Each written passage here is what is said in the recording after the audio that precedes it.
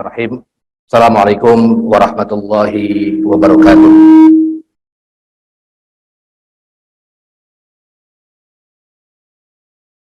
Alhamdulillah, alhamdulillahirabbil alamin. Wa bihi nasta'in wa ala umuri dunya waddin. Wassalatu wassalamu ala nabiyyina Muhammadin wa ala alihi wa sahbihi ajma'in, amma ba'du. Allahumma 'allimna ma yanfa'una wa zidna ilman. Yang saya hormati panitia seminar waris Sekolah Tinggi Ilmu Syariah Al-Manar, yang saya hormati hadirin semua, hadirin hadirat, bapak-bapak, ibu-ibu, baik yang datang secara offline maupun ada sebagian yang online. Mudah-mudahan hadirnya kita di sini dicatat oleh Allah Subhanahu wa taala dengan amal yang terbaik. Amin ya rabbal alamin. Alhamdulillah, pada pagi hari ini tema yang akan kita bahas adalah terkait dengan waris, tapi tidak hitung-hitungan, terkait dengan sejarah perkembangan hukum waris Islam. Jadi kita akan berbicara terkait dengan sejarah perkembangan hukum waris Islam, dari mulai waris itu sebelum masa Rasulullah SAW seperti apa, zaman jahiliyah. Kemudian di zaman Rasulullah SAW seperti apa. Kemudian karena kita berada di Indonesia ini, bagaimana waris di Indonesia ini dari mulai sebelum datangnya Belanda, kemudian ketika zaman penjajah, kemudian zaman kemerdekaan, sampai sekarang di zaman modern ini ada yang namanya kompilasi hukum Islam. Pada bab yang kedua, pasal yang sekitar 124 itu terkait dengan hukum waris. Nah, ini kita akan bahas satu persatu, mudah-mudahan waktunya cukup, terkait dengan sejarah perkembangan hukum waris. Hadirin hadirat, bapak-bapak, ibu-ibu, jamaah seminar waris yang dirahmati oleh Allah Subhanahu wa taala, sebelum kita membahasnya, alangkah baiknya saya akan memperkenalkan diri terlebih dahulu. Nah, di sini sudah ada biodata saya, nama saya Saiful Anwar. Saiful Anwar, LCMA. Saya di sini sebagai sebagai sekretaris prodi perbandingan mazhab. Kemudian saya juga keprodi juga di Ma'had Al-Sunayain di Rosah. Kemudian juga ngisi berbagai kajian ya, di fikih perbandingan mazhab di berbagai masjid, ya, musolah, di majelis taklim ya di sekitar Jabotabek. Kemudian pendidikan saya mulai pesantren dulu ketika MTS Aliyah di Banten, kemudian lanjut S1 Bahasa dan Sastra Arab UNIAT, Universitas Matahiriyah 2004 lulusnya, kemudian Fakultas Syariah Lipia Jakarta tahun 2015 lulusnya, kemudian Magister Agama ya, Syariah ya, jurusannya UIN Jakarta, konsentrasi Syariah, lulus 2018, kemudian lanjut S3 Doktor UIN Syarifudin Jakarta, sekarang sedang menempuh, mudah-mudahan dimudahkan ya, amin ya rabbal alamin, dalam kuliah S3 Doktor ya. Hadirin hadirat jamaah seminar waris Sekolah Tinggi Ilmu Syariah yang dirahmati oleh Allah Subhanahu wa taala. Di sini kalau kita melihat judul sejarah perkembangan hukum waris Islam, apa itu sejarah? Kita akan belajarkan sejarah. Apa itu sejarah dan kenapa kita belajar sejarah? Kenapa kita belajar sejarah? Ya, karena sejarah itu secara bahasa berasal dari bahasa Arab rupanya. Sajarotun. Atau sajarotun artinya pohon. Kalau kita belajar bahasa Arab, sajarotun artinya pohon. Nah, itu diadopsi dari sejarah. Sejarah Indonesia, sajarotun Indonesia. Ya kan, namanya pohon itu ada ranting-rantingnya. Mulai hidupnya, dari akarnya sampai dengan perkembangannya, sampai dengan ia layu mungkin, atau sampai ia bermekaran. Nah, itu disebut dengan sejarah. Makanya sejarah itu diambil dari bahasa Arab yang berarti syajaroh, sejarah, artinya pohon. Nah, sejarah secara istilah ini artinya peristiwa. Kalau bahasa Arabnya waqi'ah, peristiwa atau kejadian pada masa lalu, ya, sebelum kita lahir, pada masa lalu yang dipelajari, kemudian diselidiki untuk menjadi acuan serta pedoman kehidupan di masa yang akan datang. Kita nanti belajar sejarah waris di atau sebelum masa Rasulullah SAW. Kita selidiki itu bagaimana waris di zaman sebelum Rasulullah SAW untuk dijadikan bahan acuan, bahan pembelajaran. Kira-kira gimana sih perbandingannya antara sebelum masa Rasulullah, kemudian setelah masa Islam turun? Bagaimana sih perbandingannya ketika waris di zaman Belanda, zaman kemerdekaan atau di zaman sekarang? Nah, ini juga terkait dengan sejarah. Jadi sejarah itu adalah peristiwa atau kejadian pada masa lalu yang dipelajari atau diselidiki untuk menjadi acuan serta pedoman kehidupan di masa yang akan datang. Nah, kemudian sejarah Islam. Nah, kita kenal sejarah Islam. Berarti sejarahnya mulai dari tumbuhnya Islam ketika Rasulullah SAW dilahirkan, kemudian itu sejarah Nabi atau sejarah Islam misalnya ketika Rasulullah diangkat menjadi Rasul. Sampai dengan sekarang bagaimana sejarah Islam itu? Baik itu di Timur Tengah, baik itu di abad sahabat, abad pertengahan, abad keemasan, sampai dengan abad modern. Nah, itu berarti disebut dengan sejarah Islam. Ada sejarah Nabi. Dari mulai Nabi lahir sampai dengan Nabi wafat. Ada sejarah sahabat, ada sejarah Indonesia. Nah, ini disebut dengan sejarah. Nah, kemudian kita lihat apa yang dimaksud dengan sejarah perkembangan. Nah, ini kan kita belajar sejarah perkembangan. Ya, sejarah perkembangan berarti kalau kita ambil contoh sejarah perkembangan itu, berarti mulai dari zaman Rasul, bagaimana fikih ini? Zaman sahabat, bagaimana fikih berkembangnya? Zaman tabi'in, bagaimana fikih berkembangnya? Kalau sejarah tafsir, begitu juga. Mulai dari awal bagaimana, kemudian pertengahan bagaimana, sampai dengan puncak keemasan bagaimana. Pun sama ketika kita mempelajari sejarah perkembangan ilmu waris atau hukum waris, kita akan mempelajari bagaimana waris berkembang.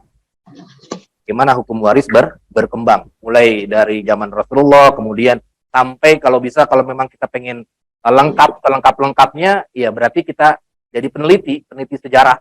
Bagaimana waris di Timur Tengah, bagaimana waris di Saudi Arabia, di Mesir, kemudian kita bandingkan itu. Bagaimana waris di Amerika gitu, yang terkait dengan hukum warisnya. Nah, itu bisa kita teliti.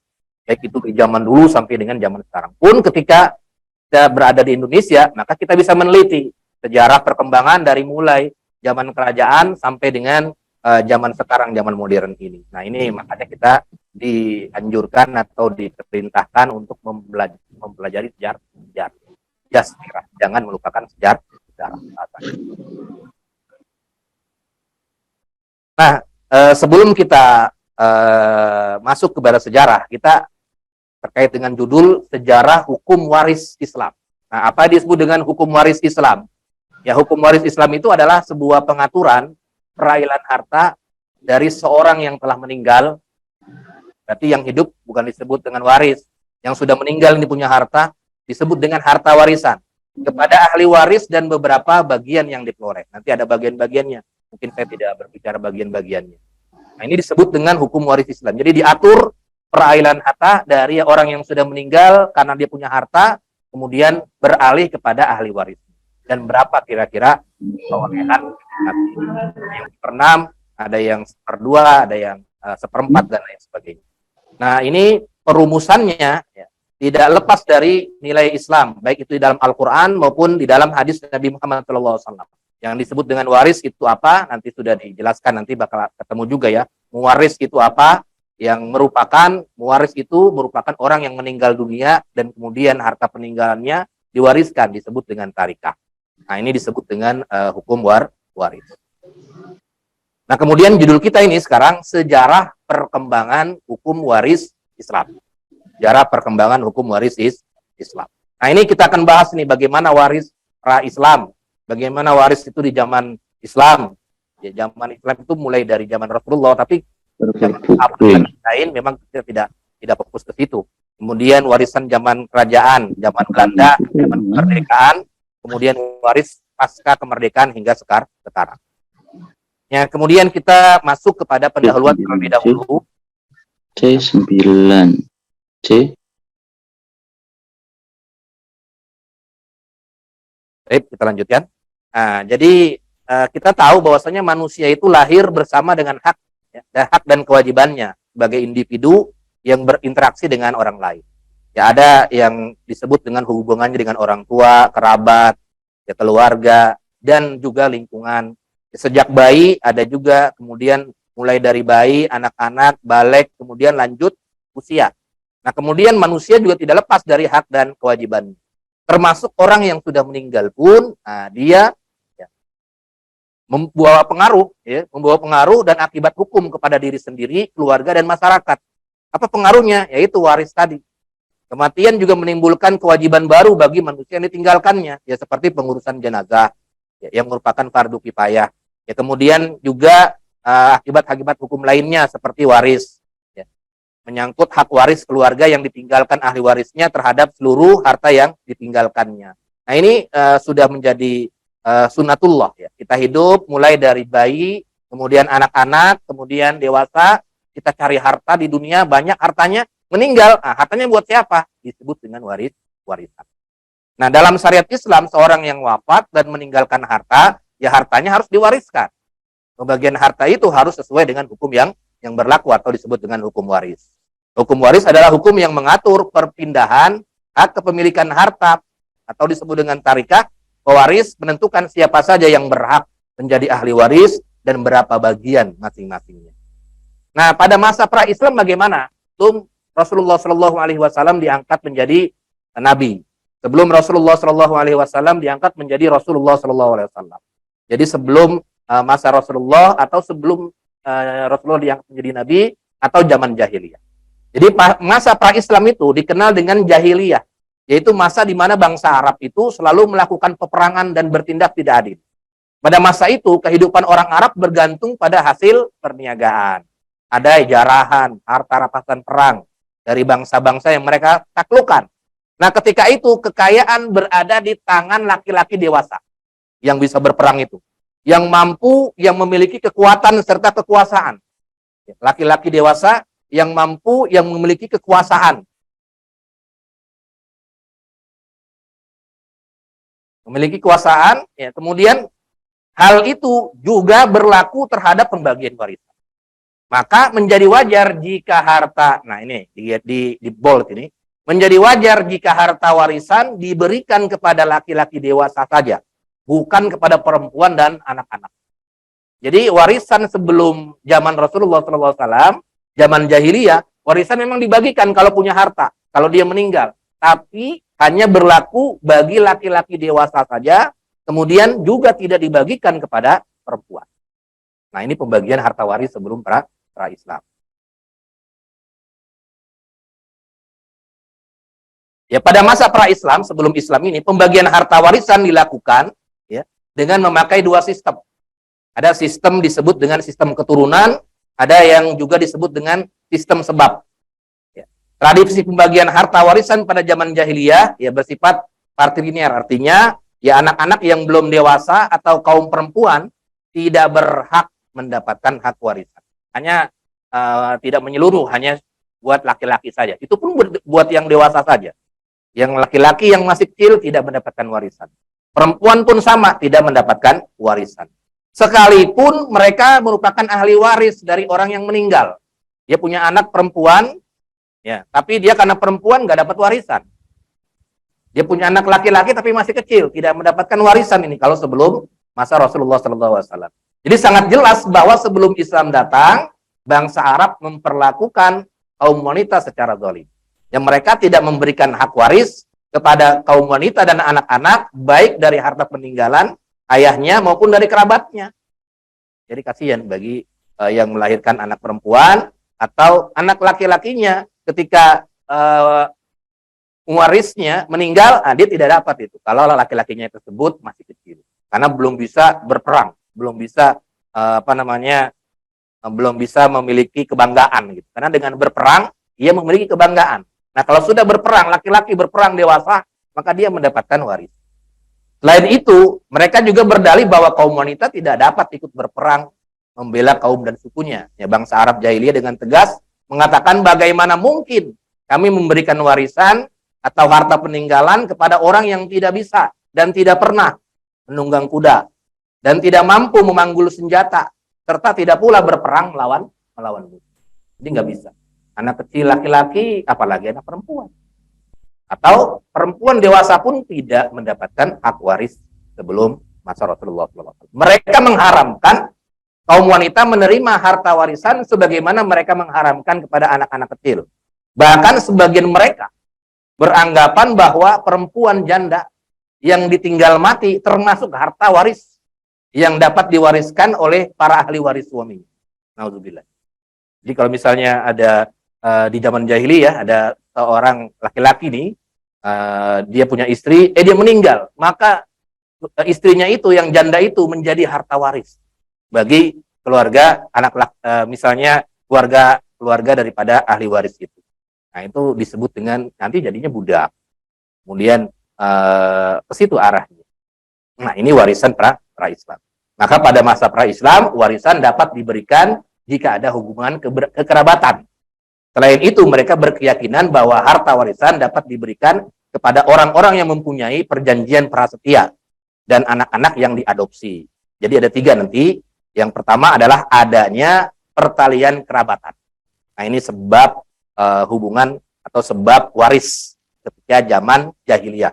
Pertama, adanya pertalian kerabatan. Selain wanita dan anak-anak. Jadi persyaratan ini mengakibatkan anak-anak yang belum dewasa dan kaum perempuan yang dia tidak bisa juga menerima warisan. Maka warisan ini jatuhnya kepada siapa? Anak laki-laki, saudara laki-laki, paman, anak-anak yang semuanya harus dewasa juga. Anak laki-laki paman juga harus dewasa. Maka itu warisannya ke situ semua. Perempuan nggak dapat, kemudian anak laki-laki tapi masih kecil juga tidak dapat. Nah, ini kemudian apabila pewaris tidak meninggalkan anak laki-laki yang sudah besar, maka harta peninggalannya jatuh kepada saudara laki-lakinya yang sanggup berperang. Ya, kalau nggak punya anak laki-laki, jatuh kepada saudaranya. Satu hal lain yang aneh juga, bahwa yang diwariskan itu tidak hanya harta peninggalan, tapi juga istrinya juga. Nah, juga asalkan saja istri tersebut bukan ibu kandung. Ya, karena mereka juga menganggap ibu kandung tidak bisa didikahi. Itu sepakat kalau ibu kandung. Tapi kalau istri, dia sudah meninggal, maka ya janda tersebut, nah itu menjadi hak waris bagi saudaranya dan lain sebagainya. Mereka juga memberi warisan kepada anak yang lahir di luar pernikahan.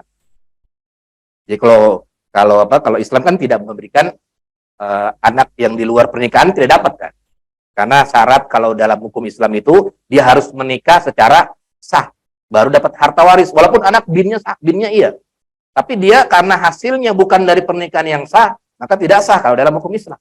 Tapi kalau jahiliyah, walaupun dia dari berzina, tetap dia mendapatkan hak waris karena dia laki-laki yang sudah besar. Nah, jadi 3 pengaruh. Ini perbedaan antara warisan sebelum zaman Rasulullah dan di zaman Rasulullah. Nah, kemudian ini juga adanya janji setia. Janji setia ini dorongan kemauan bersama, walaupun orang lain itu bisa dapat warisan. Kalau ada janji setia. Janji setia untuk saling membela jiwa dan raga dan kehormatan. Misalnya ada teman, Ahmad dengan Muhammad, atau siapapun lah 2 ini. Nah, kemudian ia berjanji setia, yuk kita bareng-bareng.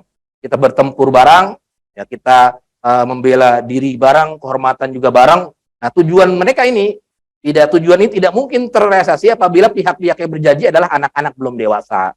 Karena nggak dapat kan? Apalagi kaum wanita. Nah, isinya gimana perjanjian? Darahku adalah darahmu. Pertumpahan darahku, pertumpahan darahmu.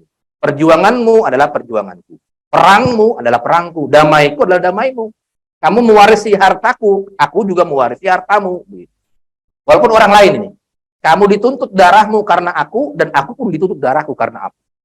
Dan diwajibkan membayar denda sebagai ganti nyawaku. Aku pun diwajibkan membayar denda sebagai pengganti nyawa. Jadi ini janji-janjinya seperti itu. Ini di zaman jahiliyah.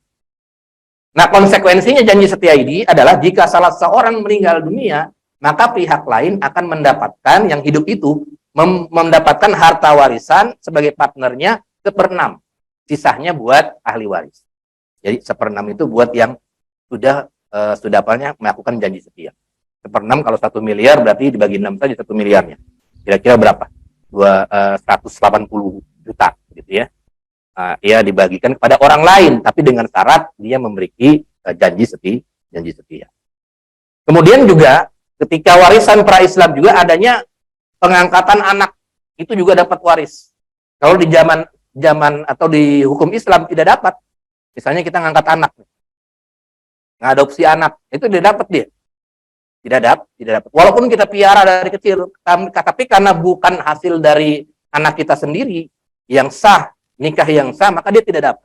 Kecuali hibah, lain lagi. Kalau hibah atau sedekah atau hibah itu lain lagi. Tapi kalau warisan tidak dapat. Anak pengangkatan anak itu tidak dapat. Tapi di zaman jahiliyah dapat dia. Sebelum diangkat menjadi Rasul, Nabi Muhammad SAW juga mengangkat Zaid bin Haris menjadi anak angkatnya. Dan dikatakan Zaid bin Muhammad pada waktu itu. Beliau mengangkat Zaid ini sebagai anak. Sesudah Zaid dimerdekakan, Abu Huzaifah juga mengangkat Salim menjadi anak angkatnya. Dikatakan Salim bin Huzaifah. Nah, keadaan ini berlaku hingga turun surat Al-Ahzab. Ini surat Al-Ahzab ini turun ayat. Apa kata Allah Subhanahu wa taala? Ud'uuhum li'abaihim huwa aqsatu indallah. Fa illam ta'lamu aba'ahum fa ikhwanukum fid din wa mawalikum wa laisa 'alaikum junahun fima akhtatum bihi walakin ma ta'ammadat qulubukum wa kana Allahu ghafurur rahim. Panggillah mereka anak-anak angkat itu dengan memakai nama-nama bapak mereka. Jangan nama-nama bapak bapak angkat. Nama bapak mereka siapa? Siapa nama bapak mereka? Jangan sampai nama bapak angkat.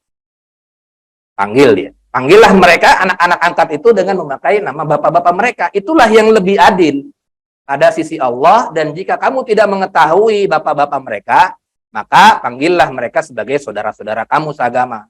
Jangan sebagai anak kamu. Ini saudara-saudara kamu sama. Kayak kita nih dengan antum semua. Kita semua saudara semua kan. Al-muslimuna akhul muslim. Semua adalah bersaudara. Al-ikhwah. Semua adalah bersaudara. Nah, panggilnya saudara semua itu. Dan tidak ada dosa atasmu terhadap apa yang kamu khilaf padanya. Yang dulu-dulu yang ada dosa. Kalau kita nggak tahu ya nggak apa-apa. Tapi yang ada dosanya adalah apa yang disengaja. Kita sengaja ini bin saya ini. Padahal bukan anak dia. Ini tidak boleh. Dan Allah Maha Pengampun lagi Maha Penyayang. Jadi di zaman sebelum masa Islam itu juga mendapatkan adopsi, juga mendapatkan hak waris. Nah, kemudian kita masuk kepada warisan pada masa awal Islam. Warisan pada masa awal Islam. Pada masa awal Islam masih berlaku sistem pembagian kewarisan masa jahiliyah hingga turun ayat yang menerangkan bahwa para lelaki tidak memandang dewasa atau anak-anak. Kalau di zaman jahiliyah anak-anak tidak dapat. Tapi di zaman Islam turun, anak-anak yang masih kecil pun dia sudah mendapatkan hak waris. Bahkan di dalam perut kandungan pun, walaupun terjadi perbedaan fikih di kalangan para ulama, itu ada yang berpendapat tetap mendapatkan hak waris yang masih janin. Anak laki-laki yang sudah kelihatan ini anak laki-laki. Itu kalau kita belajar fikih, maka dia juga dapat. Dia juga dapat. Jadi tidak pandang. Dia laki-laki dewasa, dia masih kecil, dia akan mendapatkan hak waris kalau memang dia anaknya. Dia akan mendapatkan hak waris kalau memang dia ahli warisnya.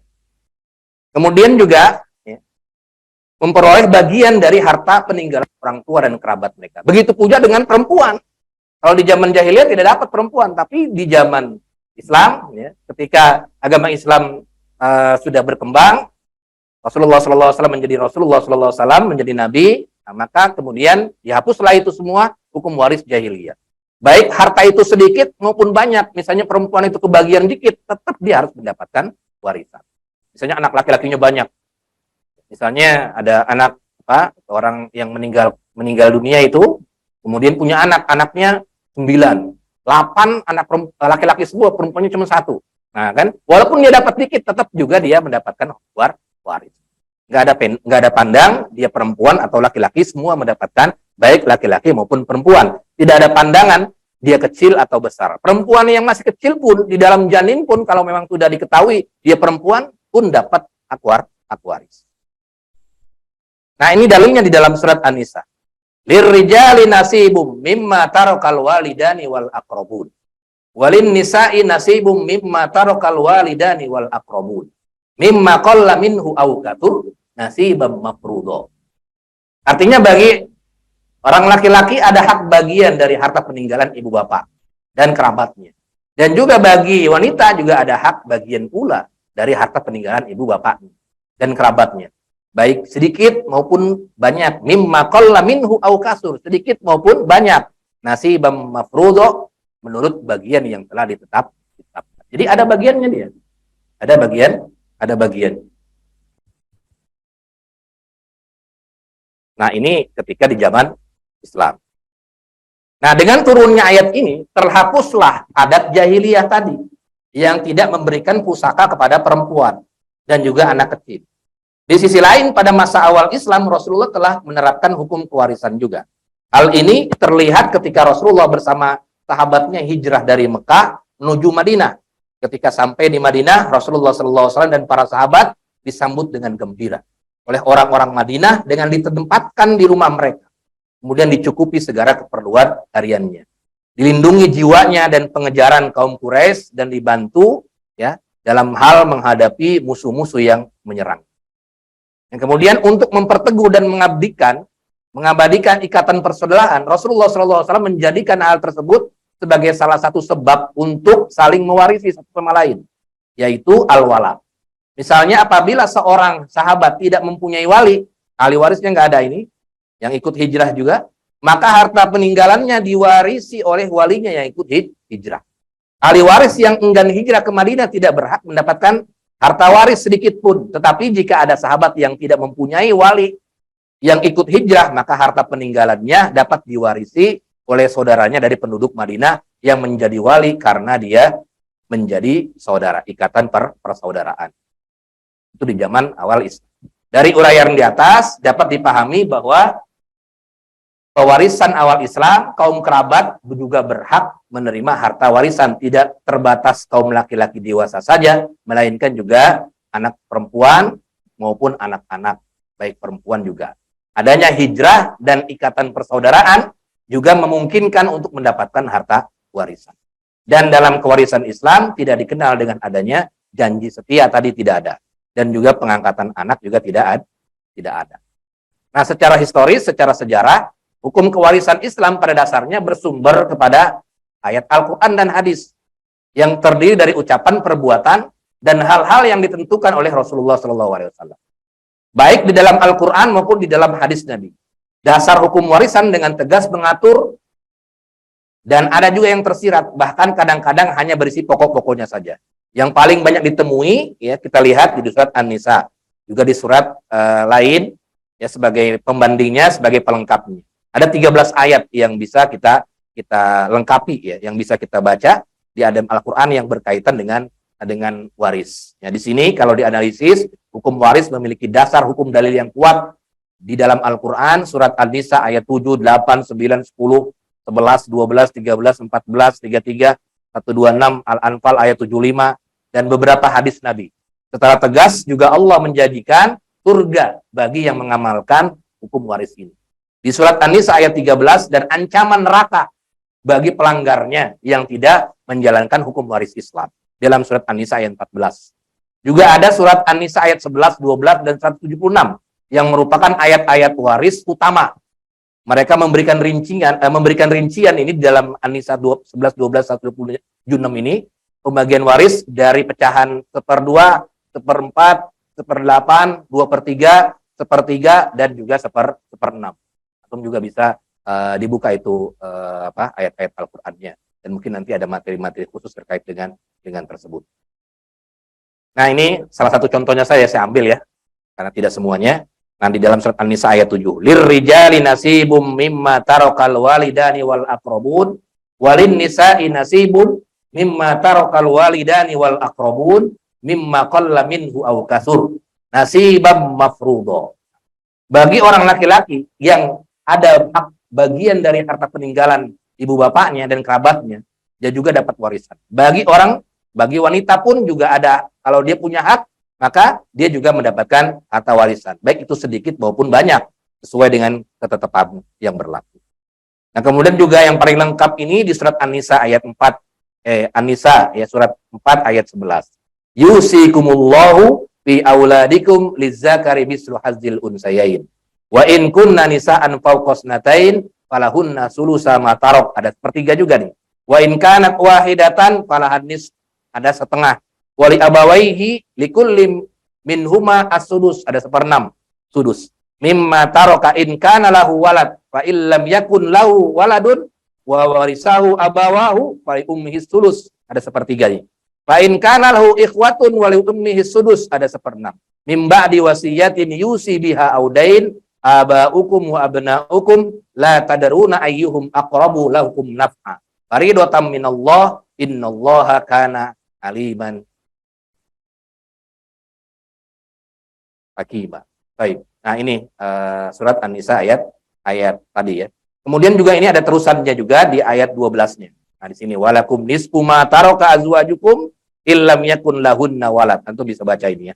Fa in kana lahum waladun falakumur rubu, ada seperempatnya. Ini lengkap semua di surat An-Nisa yang sudah saya sebutkan tadi. Di PPT-nya nanti akan dibagikan PPT-nya insyaallah. Nah, ini ada lengkap secara teknis detailnya pembagian waris. Yang lain tidak seperti ini. Surat sholat saja di Quran nggak selengkap ini. Hanya aqimus sholat saja. Tapi waris ini sampai lengkap seperti ini.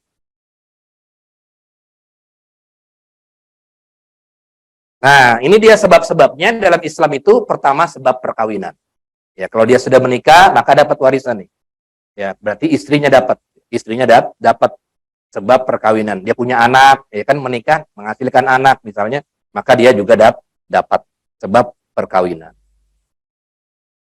Yang kemudian juga sebab kekerabatan, adik perempuan, anak perempuan dan lain sebagainya. Kalau tidak ada yang menghalangi, maka dapat dia. Nggak ada anak misalnya dia, nggak ada anak laki-laki, atau tidak ada punya anak sama sekali, maka dia dapat. Misalnya kakak perempuannya, kakak laki-laki atau adik perempuan, atau bahkan ke paman-paman itu dapat kalau memang tidak ada yang menghalanginya. Tidak ada yang menghalangi. Seperti anak kandung. Nah, kemudian juga di sini al-wala, nih tadi yang seperti hijrah tadi, al-wala ya, secara bahasa penolong atau pertolongan, biasanya ditujukan menunjukkan kekerabatan juga. Menurut istilah syariat, wala ini hubungan kekerabatan yang menurut hukum sebagaimana ditetapkan dalam syariat antara mu'tik yang membebaskan dengan mu'tak yang dibebaskan. Yang dibebaskan ya, kalau budak itu ada yang membebaskan budak, ada yang dibebaskan, itu masuk ke dalam hukum wala. Nah, dalam fikih nanti dibahas, atau mungkin nanti ada materi khusus terkait dengan pembagian waris, baik itu dari sisi kerabat ya, kemudian dari sisi pernikahan ataupun dari sisi wala yang mungkin dijelaskan secara detail. Tapi hubungan wala ini juga salah satu hal yang bisa mendapatkan warisan dalam hukum Islam. Nah, ini contohnya di dalam hadisnya ya, hubungan wala ini. Dari Ibnu Hibban, Hakim, Abu Abbas, Muhammad bin Ya'qub menceritakan kepada kami, sekembali kepada Rabi menceritakan Ibnu Sulaiman, menceritakan As-Syafi'i, Ayah Muhammad bin Hasan, Abu Yusuf, yang intinya bahwa Nabi Muhammad SAW bersabda, wala merupakan bagian, sebagaimana kerabat mempunyakan bagian. Tidak dijual dan tidak boleh diberikan, kalau sudah wala. Nah, ini ada halangan menerima warisan kalau dalam hukum Islam. Halangan yang menerima warisan itu, hal-hal yang menyebabkan gugurnya hak ahli waris. Ya, sehingga ia tidak mendapatkan warisan. Disebut dengan mawani'u al-irs. Di antaranya adalah perbudakan, pembunuhan, atau berlainan agama yang disepakati oleh para ulama. Ini perbudakan, ya kalau seorang budak, nah ini tidak mendapatkan warisan. Tidak mewaris dan tidak bisa mewariskan budak.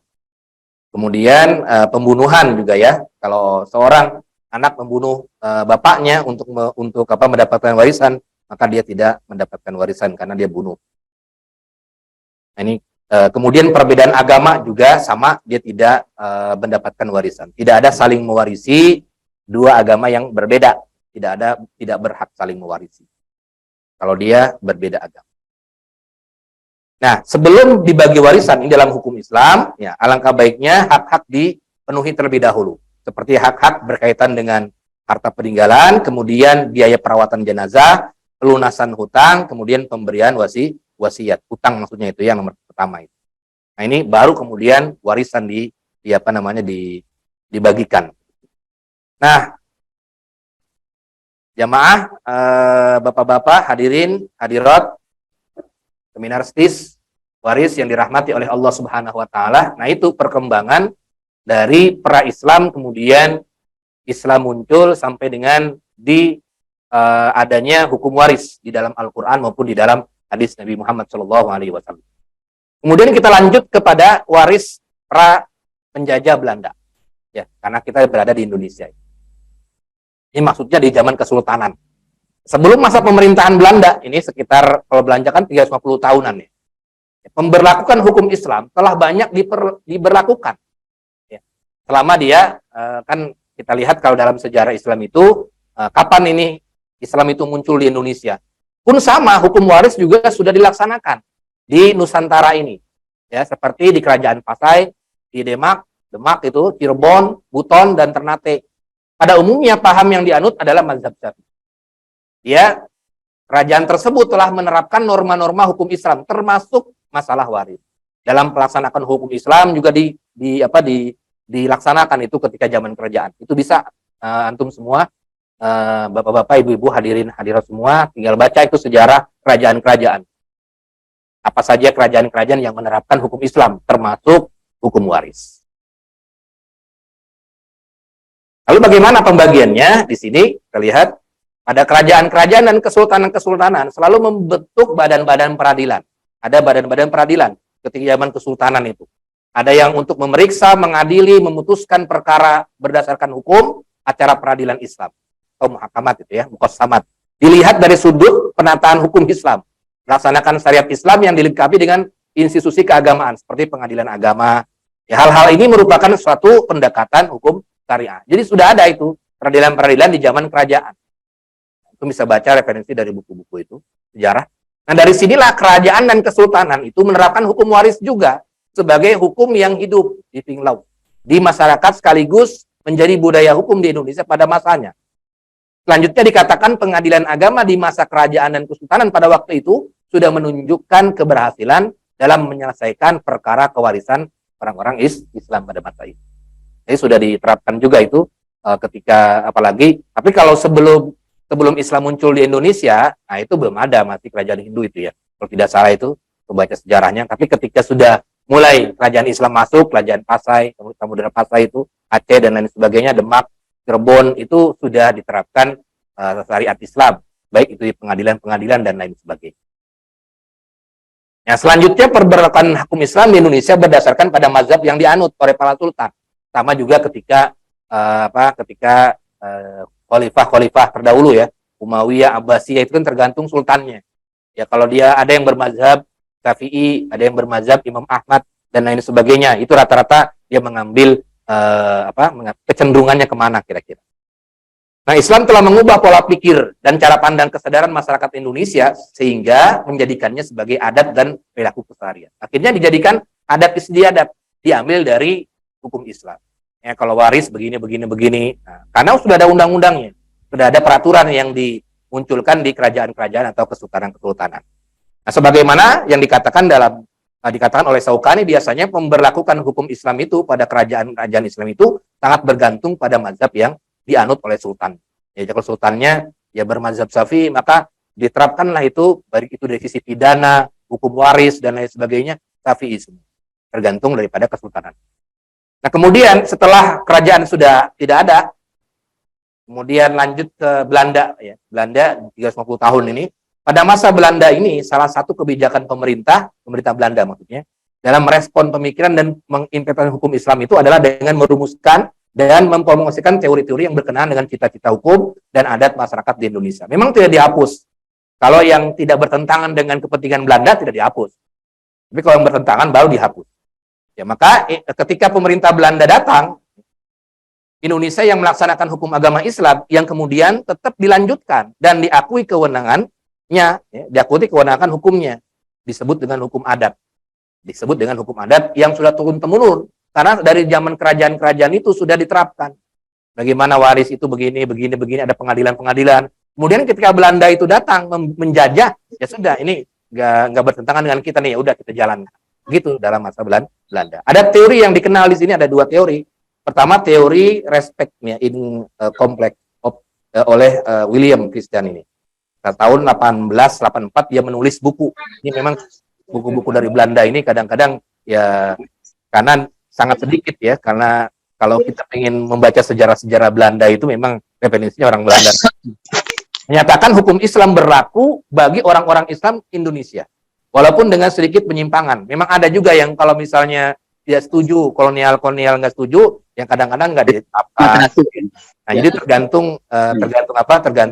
dari pernyataan saya. Jadi pilih-pilih lah, pilih-pilih. Ya, jadi substansi teori tersebut adalah setiap sengketa antara orang-orang Indonesia yang beragama Islam diberlakukan hukum Islam, ya, hukum agama atau hukum adat, dan kebiasaan itu juga dipakai oleh hakim Eropa pada pengadilan yang lebih tinggi. Ya, ada hakimnya kan, ketika zaman Belanda itu ada hakimnya juga, tapi di bawah naungan kolonial Belanda. Ya, tetap dia menggunakan hukum adat, hukum yang berlaku di di masyarakat tersebut. Ya, kadang-kadang masyarakat masih berpegangan pada hukum adat yang dulu ketika kesultanan zaman kerajaan sudah diterapkan itu hukumnya. Ya, sengketa antara orang Indonesia atau dipersamakan dengan orang dipakai harus tunduk kepada keputusan hakim agama. Ini juga sama. Demikian juga bagi orang Arab dan orang Cina yang dipersamakan dengan orang-orang Indonesia. Ada baik yang beragama Islam maupun beragama yang dari orang-orang lain ya. Dari orang lain itu maksudnya warganya bukan warga Indonesia, tapi Arab, ada Cina, tapi dia beragama Islam, maka diperlakukan hukum yang sama, hukum Islam yang sama. Nah, kemudian ada teori baru ini dari Stockhorst, ya. Stockhorst dia, apa itu bacanya? Penasehat pemerintah di Belanda ini juga sama, orientalis juga nih, tentang masalah-masalah Islam dan anak negeri ini. Nah, ini juga sama, dia membuat teori tentang hukum yang berlaku di zaman Belanda ini, di zaman kolonial Belanda. Orang-orang Islam adalah hukum adat, hukum yang berlaku ketika di zaman Belanda itu adalah hukum adat yang mereka masing-masing, hukum adat mereka masing-masing. Jadi kalau misalnya dulu kan ada di kerajaan Pasai, kerajaan Aceh itu kan punya hukum dulu ya. Nah, kemudian menjadi adat mereka. Nah, itu dipakai juga.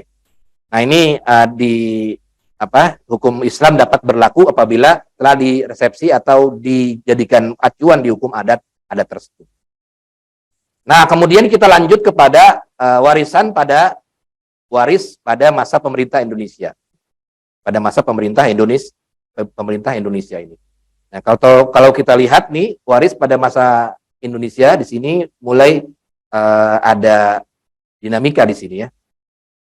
Kalau kita lihat merdeka tahun 45 ya, tanggal 17 Agustus tahun 45 ini disahkan Undang-Undang 1945. Dengan pernyataan Indonesia merdeka berarti berpengaruh terhadap sistem hukum yang dulu. Sistem hukum di Indonesia yang dulu. Selanjutnya pasal 2 tentang aturan peralihan di dalam 94 itu UUD 45 ditekankan hukum warisan. Kolonial Belanda masih tetap berlaku selama jiwanya tidak bertentangan dengan Undang-Undang Dasar. Ya, berarti masih berlaku hukum-hukum adat dulu yang dipakai oleh kerajaan-kerajaan itu. Masih berlaku selama tidak bertentangan dengan Undang-Undang Dasar. Nah, pada tahun 89, nah ini DPR ini dengan komitmen pemerintah memperjuangkan dengan alot untuk menjadikan pengadilan agama. Baru terus nih ada pengadilan agama mempunyai kedudukan, tugas dan fungsinya yang derajat dengan pengadilan umum.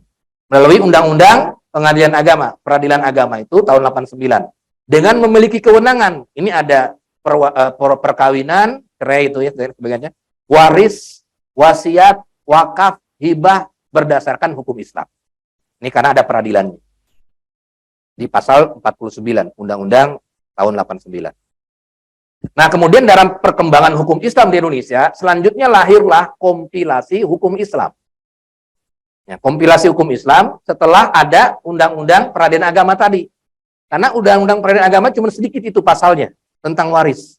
Cuma sedikit pasal-pasalnya sehingga butuh penjelasan-penjelasan. Nah, penjelasan-penjelasan detailnya ada di kompilasi hukum Islam. Kompilasi hukum Islam itu adalah kitab yang merupakan himpunan atau rangkaian kitab fikih serta bahan-bahan lainnya yang merupakan hukum materi pengadilan agama dalam menyelesaikan masalah perkawinan, kewarisan dan wakaf. Kan kalau kita lihat, kalau di dalam agama Islam kan ada berbagai mazhab, ya kan? Ini mana nih hakim ini milihnya? Kan bingung itu. Makanya ketika ada KHI, kompilasi hukum Islam, ya udah hakim itu pedomannya itu aja. Ya nanti ada namanya disebut harta gono gini dan lain sebagainya, itu kan berapa-berapa itu kan salah satu dinamika juga. Nah, maka ketika menggunakan kompilasi hukum Islam, hakim pengadilan agama tinggal mengacu ini saja. Maka ini tujuannya adanya kompilasi hukum Islam.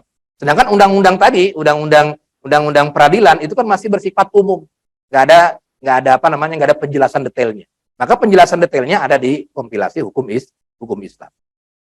Nah, kehadiran KHI ini, kompilasi hukum Islam ini, nah kehadirannya, nah ini dilatar belakangi antara lain karena ketidakpastian dan kesimpang siuran, nggak pasti dan simpang siur putusan pengadilan agama terkait dengan masalah-masalah yang menjadi kewenangannya. Disebabkan dasar acuan putusannya pendapat para ulama yang dalam kitab fikih sering berbeda pendapat. Ya kan, kalau kita melihat atau kalau kita mengkaji fikih itu kan ada perbedaan pendapat ulama antara Syafi'iyah, Hanafiyah dan lain sebagainya. Maka putusan agama, pengadilan agama itu kadang-kadang berbeda. Ini di tingkat apa? Di tingkat daerah sini berbeda, daerah sana berbeda. Kemudian di tingkat yang lebih rendah berbeda, di tingkat misalnya kabupaten berbeda, tingkat kota berbeda begitu. Maka inilah diaturlah yang namanya kompilasi hukum Islam.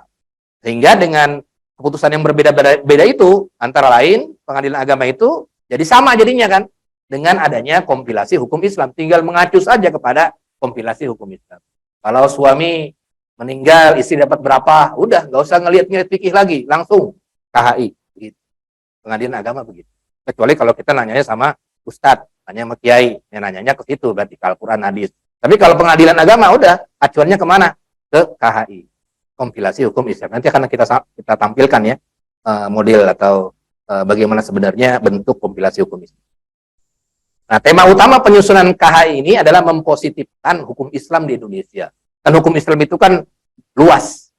Ada yang bermazhab Syafi'i dan lain sebagainya, diambil dari Al-Quran, hadis. Ini bagaimana supaya dipositifkan, diatur di dalam sebuah peraturan.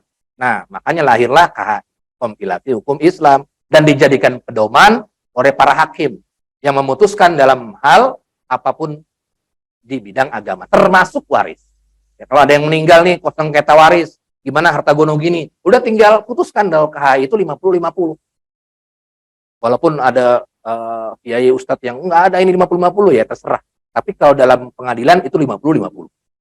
Kalau dalam KHI ya, kalau kita buka itu di kompilasi hukum Islam, kata gono gini 50-50. 50% gitu ya. Nah, sebab untuk dapat berlaku hukum Islam di Indonesia harus ada antara lain hukum yang jelas dan dapat dilaksanakan oleh aparatur negara. Jadi biar jelas nih. Kalau pengen ambil hukum waris dari mana? Dari Al-Quran, dari hadis. Tapi kan nanti ada penafsiran-penafsiran dari para ulama. Bingung nanti. Akhirnya yang lebih rendah kadang-kadang berbeda dengan yang lebih tinggi. Daerah ini berbeda dengan daerah yang lain. Makanya perlu ada sebuah kitab kompilasi hukum Islam. Supaya para hakim itu mengacu pada kitab tersebut. Dan nggak ada perbedaan jadinya. Itu aja yang dijadikan acuan. Nah, ini yang menjadi problemnya KHI tersebut. Nah, silakan nanti didiskusikan. Nah, dengan lahirnya KHI ini, kompilasi hukum Islam, ya kalau misalnya kita nggak ke pengadilan sih nggak masalah. Tapi kalau ada yang ribut-ribut kan ada juga yang ke pengadilan. Ya. Tapi kalau misalnya nggak ribut-ribut, ya gampang. Kekeluargaan saja. Udah kita pakai hukum Islam, nggak usah pakai KHI, ya bisa saja. Ada orang tua meninggalkan warisan, udah tinggal dibagi-bagi aja itu berdasarkan kekeluargaan sesuai dengan hukum Islam, ya udah oke. Nggak pakai KHI. Tapi kalau sudah mengacu kepada pengadilan, udah nanti hakim itu berdasarkan KHI nanti. Semua hakim di lingkungan PA, pengadilan agama, diarahkan kepada persepsi penegakan hukum yang sama. Yaitu KHI terdiri dari 3 buku ini rupanya. Ada buku 1, buku perkawinan, ada buku 2, buku warisan. Nanti tinggal baca ini. Baca buku 2 tentang warisan. Jadi bagusnya setelah kita mengikuti seminar ini, baca juga kewarisan di Indonesia terkait dengan KHI ini. Kemudian buku ketiga ada kewakafan, tentang wakaf.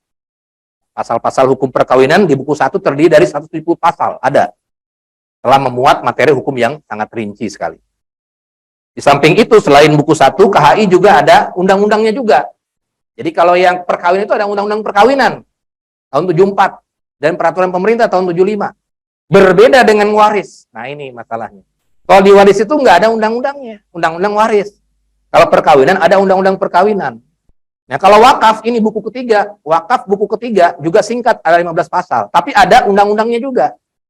Ada peraturan pemerintah nomor 28 tahun 77 terkait dengan wakaf. Ya, karena wakaf kan nilainya lumayan kan, ya ada wakaf tanah, sekarang makanya ada BWI, Badan Wakaf Indonesia gitu kan. Makanya ada peraturan-peraturannya itu. Tapi kalau waris itu nggak ada undang-undangnya, adanya KHI saja udah begini. Ada acuannya, acuannya itu adalah undang-undang tentang peradilan agama, kemudian KHI terkait dengan bab buku kedua terkait dengan warisan. Udah itu aja. Tapi nggak ada yang apa, nggak ada undang-undang tentang waris. Ya, walau alam mungkin kalau zaman sekarang ada, saya belum tahu ya. Kayaknya nggak ada ya, yang mengatur tentang warisan. Karena kan waris itu kan nggak ada hubungannya dengan pemerintah kan. Jadi ngapain bikin undang-undang gitu kan? Kalau dari sisi ini ya, dari sisi untungan rugi gitu kan. Kalau ini kan, kalau tadi perkawinan itu ada keuntungan, ada kerugian. Kalau nggak diatur perkawinan dengan undang-undang, repot nanti orang gimana pencatatan nikah. Nah, itu kan butuh undang-undang. Kalau wakaf nih harus tahu nih, kan wakaf itu kan buat umat, buat masyarakat. Ini berguna juga. Akhirnya adalah undang-undang namanya perwakafan, peraturan pemerintahnya ada. Nah, sekarang kalau pewarisan ya nggak ada. Kenapa nggak ada? Ya karena wariskan kan hartanya harta individu. Ya, meninggal yang dibagi kepada siapa? Pemerintah nggak dapat. Yang dapat siapa? Ya ahli warisnya. Makanya ngapain buat undang-undang? Nah, itu akhirnya menjadi problem. Waris itu tidak ada undang-undangnya atau tidak ada peraturan.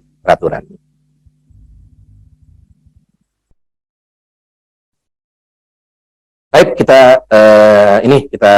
saya akan lihat ininya apa namanya, kompilasi hukum Islamnya nih.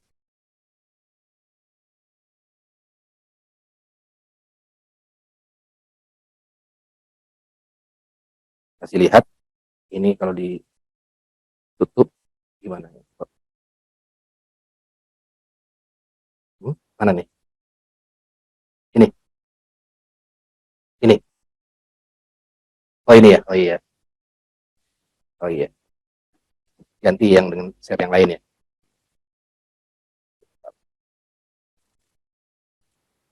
Oh iya.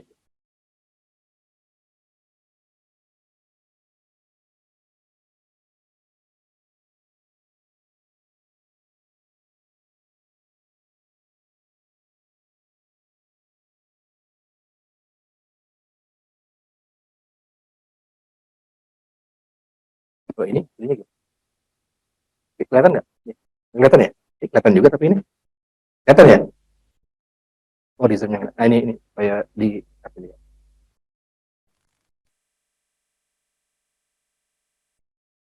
Oh, itu.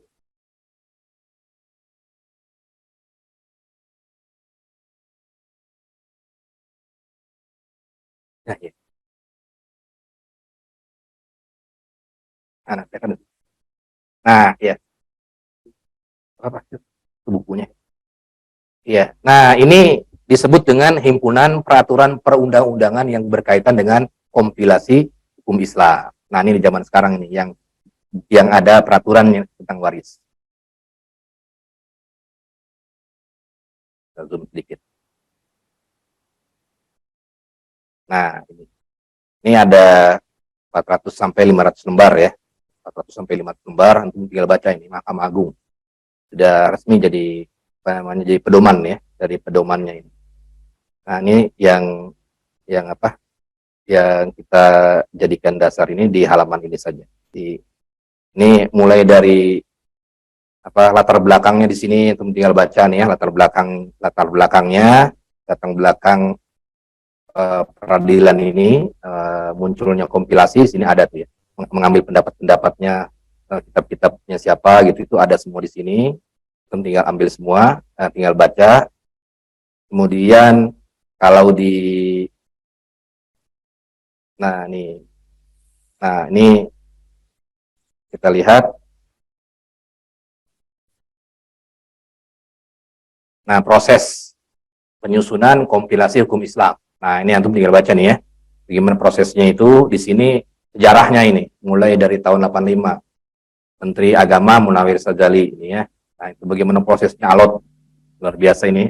Sudah diatur juga di sini sampai dengan akhirnya terbentuk kompilasi hukum Islam. termasuk ada waris di sini.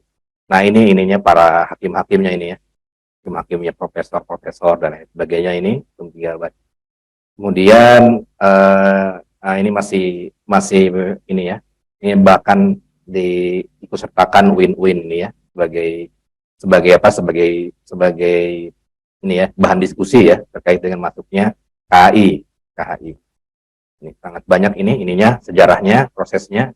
Nah, ini baru memulai landasan kedudukan kompilasi hukum Islam.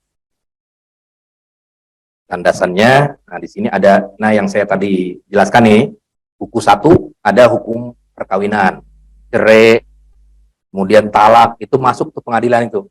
Kemudian ada hukum kewarisan, nah ini yang kita pelajari ini, waris. Kemudian ada buku 3, wakaf. Nah ini nanti ada di sini. Ini yang jadi acuan para hakim. Nanti di depan ada buku 1 itu apa di sini. Nah ini terkait dengan ininya, pendahuluannya tidak perlu. Nah, ini mulai apa ini di sini? Isinya baru kita mulai isi kompilasi hukum Islam. Nah, isinya hukum perkawinan ini isinya apa saja di sini. Luar biasa ini ada apa namanya mulai dari dasar-dasar perkawinan, pasal 1, pasal 2 sampai pasal 10 ini ada semua nih. Rukun mahar. Nah, ini terkait apa saja nih batalnya perkawinan ini ada di KH. Ini yang buku 1 ya, yang buku 1. Kemudian ada penjelasannya juga di sini. Nah, kemudian juga di sini sudah mulai penjelasannya di sini. Nah, kita lihat yang warisnya saja ya, yang warisan saja. Nah, ini dia hukum kewarisan. Nah, ini bab 1 tentang ketentuan umum. Kemudian ahli waris siapa saja. Ini yang dijadikan acuan oleh para hakim. Jadi hakim nggak perlu nyari-nyari An-Nisa ayat segini, nggak perlu. Langsung ke sini saja. Ke pengadilan agama langsung ke hukum kewarisan KHI. Ahli waris siapa saja, besarnya berapa saja, ini pasal 176 sampai dengan 179. Kita lihat nanti ya. Aul, rod itu seperti apa bentuknya. Nanti dipelajari nih di kita nih ya. Terkait dengan apa yang dengan aul, apa yang dengan rod. Ini biasanya kalau ada kelebihan harta, udah dibagi-bagi semua gimana gitu ya. Misalnya ada ahli warisnya 5 orang, udah kebagi nih semua. Tapi masih ada sisa. Nah ini kemana nih? Rod. Atau sebaliknya misalnya. Ada 5 orang, tapi kurang ini baginya. Nah, itu ada nanti, ada tata caranya, aul dan rodnya dan lain sebagainya. Kemudian wasiat dan hibah, ini masuk juga di hukum kewarisan. Nah, hukum kewarisan, ini penjelasannya. Ini pasal-pasalnya di depan ini ya, pasal-pasalnya di depan. Ini ada buku yang ketiga terkait dengan wakafan. Tapi yang penting yang kita pelajari tadi ya, buku yang kedua. Nah, kita lihat di waris ya. Di bab warisan di halaman berapa ini? Saya sudah tadi sudah catat ini karena kita biar nggak lama. Halaman 114. Ini kalau dibuka 114 ya kalau pengen nyari. Ini kalau nanti di-share ininya PDF-nya 114. Nah, ini dia. Hukum kewarisan. Bab 1 kita lihat pasal 174 ke 71. Jadi maksud dengan hukum kewarisan itu seperti apa? Hukum yang mengatur, nah, kemudian pewaris adalah ahli waris, adalah definisi-definisinya nih. Harta peninggalan adalah tarikah itu, kemudian harta waris adalah, ini semua hakim mengacunya ke sini, ke pasal 171. Kemudian wasiat apa, hibah apa, anak angkat itu apa? Anak yang dalam pemeliharaan untuk hidupnya sehari-hari, biaya pendidikan, dan sebagainya beralih tanggung jawabnya dari orang tua, asal kepada orang tua angkat berdasarkan putusan pengadilan. Nah, itu memang ada sebagian yang kontroversi, ada sebagian yang menurut saya diskusi di antara para sarjana muslim ya. Ini kayaknya ada nih KHI yang bertentangan dengan Islam. Nah, itu bisa dibahas itu. Nah, itu ada juga baitul mal, harta keagamaan. Ini ahli waris di sini ada ahli waris adalah dipandang beragama Islam. Ya sama ini ya. Diketahui juga identitasnya. Kemudian juga bayinya yang baru lahir, anak yang belum dewasa, beragama menurut ayahnya atau lingkungan. Ini syarat-syaratnya. Kelompok ahli waris, ini menurut hubungan darah, laki-laki terdiri dari ayah, anak laki-laki, saudara laki-laki, paman, kakek, perempuan, ibu, anak perempuan, saudara perempuan dari nenek. Menurut hubungan perkawinan, ya, duda atau janda. Ya, duda atau janda. Yang kemudian semua ahli waris yang dapat adalah anak, ayah, ibu, janda atau duda. Nah, ini semua adalah ada di pasal-pasalnya. Nah, ini besarnya juga ada. Nah, besarnya di sini diatur juga di pasal 178. Ibu mendapatkan 1/6, ayah mendapatkan 1/3, ibu mendapatkan 1/3 bagian dari sisa sesudah diambil oleh janda atau duda bila bersama dengan ayah. Ini penjelasannya seperti ini. Nah, silakan antum kaji ini kira-kira bertentangan tidak dengan hukum Islam. Tapi ini udah di bahan kajian para ini ya, para sarjana-sarjana muslim di Indonesia ini. Memang ada sebagian yang penelitian yang ada bertentangan, tapi sebagian besar tidak. Duda mendapatkan separuh atau separuh bagian bila pewaris tidak mendapatkan anak atau tidak menikahkan anak. Ini juga ada. Nah, janda mendapatkan 1/4, seorang meninggal tanpa menikahkan anak. Ini semua sudah diatur dalam sebuah pasal. Bukan di Quran lagi nyarinya. Langsung diterjemahkan supaya menjadi peraturan di KHI ini, di kompilasi hukum Islam ini. Nah, ahli waris yang meninggal lebih dahulu pada ini maka kedudukannya dapat digantikan oleh anaknya. Ya, si pewaris ini. Kemudian mereka yang disebut dengan pasal 173. Kemudian anak yang lahir di luar perkawinan hanya mempunyai hubungan saling mewarisi dengan ibunya dan keluarga pihak ibunya. Jadi kalau dia tidak apa namanya, hubungannya anak itu dari hasil perzinahan, maka dia hubungannya dengan ibunya. Jadi binti dia. Binti. Memang dalam hukum Islam begitu ya. Kalau misalnya dia hasil perzinahan, maka anaknya tidak bisa bilang bin siapa tidak, tapi binti. Binti ini juga sama di pasal 108. Ya, bila pewaris meninggalkan warisan harta peninggalan, maka oleh pewaris semasa hidupnya atau oleh para ahli waris dapat ditunjuk beberapa orang. Nah, ini mencatat harta peninggalannya, kemudian menghitung. Nah, ini teknis dari segi teknis. Nah, bagaimana di sini teknisnya juga nih? Kalau misalnya berupa lahan pertanian yang luasnya 2 hektar, gimana bagi-baginya? Nah, supaya dipertahankan kesatuannya, bagaimana semula dan dimanfaatkan kepentingannya bersama para ahli waris. Nah, ini juga ditentukan di sini di pasal 189. Kadang-kadang kan kita jual aja. Nah, ini ada aturannya juga kalau kita ke pengadilan. Kadang-kadang kan bisa ribut itu. Ada yang mau jual, ada yang enggak, ini sayang, ini pabrik, tapi pabriknya milik 4 orang anak itu. Nah, di sini di pasal 189 ini kita baca. Nah, bagi pewaris yang beristri lebih dari seorang, maka masing-masing istri berhak mendapatkan bagian atas gonogini dari rumah tangga dengan suaminya. Sedangkan keseluruhan bagi pewaris adalah menjadi hak para ahli warisnya. Ini jadi bahan perbincangan ya, atau perdebatan di kalangan para ulama. Kemudian kalau waris tidak meninggalkan ahli waris sama sekali, atau ahli waris tidak diketahui, maka harta tersebut putusan pengadilan diserahkan penguasaannya kepada Baitul Mal. Nah, ini terkait dengan waris. Ini hanya sedikit saja pasalnya. Dari 170 sampai dengan 190. Cuma 20 pasal. Berbeda dengan perkawinan sampai 100-an. 150-an. Nah, wakaf juga lumayan. Ada 50-an wakaf. Tapi kalau warisan itu sedikit. Cuman sekitar tadi 20-an pasal. Ya, kenapa? Karena warisan itu ya ta'alaq ya. Binafsihi au bi ahli baitihi. Ya, berhubungan dengan dirinya atau keluarganya, keluarga ahli baitnya, tidak berhubungan dengan pemerintah ya. Jadi ngapain dia ada peraturan. Tapi memang bagusnya memang sudah ada peraturan biar ketika ada pengaduan ke pengadilan, nah itu ada solusinya kan. Kalau warisan juga nanti kan pasti ada sengketa dan lain sebagainya. Biasanya kalau ada sengketa kalau tidak ada KHI ini nggak ada, ya berarti dia kembali ke dana ke hukum kitab perdata umum nanti ke situ akhirnya. Ya berarti repot kalau misalnya tidak ada peraturan yang lebih detail terkait dengan hukum waris. Baik, ini terkait dengan sejarah perkembangan hukum Islam mulai dari sebelum Nabi Muhammad SAW, kemudian Rasulullah SAW sampai dengan hukum waris itu berada di Indonesia dari zaman kerajaan, zaman Belanda sampai dengan zaman kita di zaman modern. Baik, mudah-mudahan bermanfaat. Mungkin ada diskusi, silakan. Baik yang offline maupun yang online, kalau ingin didiskusikan terkait dengan sejarah hukum perkembangan hukum waris di Indonesia. Tafadhol, silakan. Ya, bentar ya. Nanti yang online bentar ya. Silakan.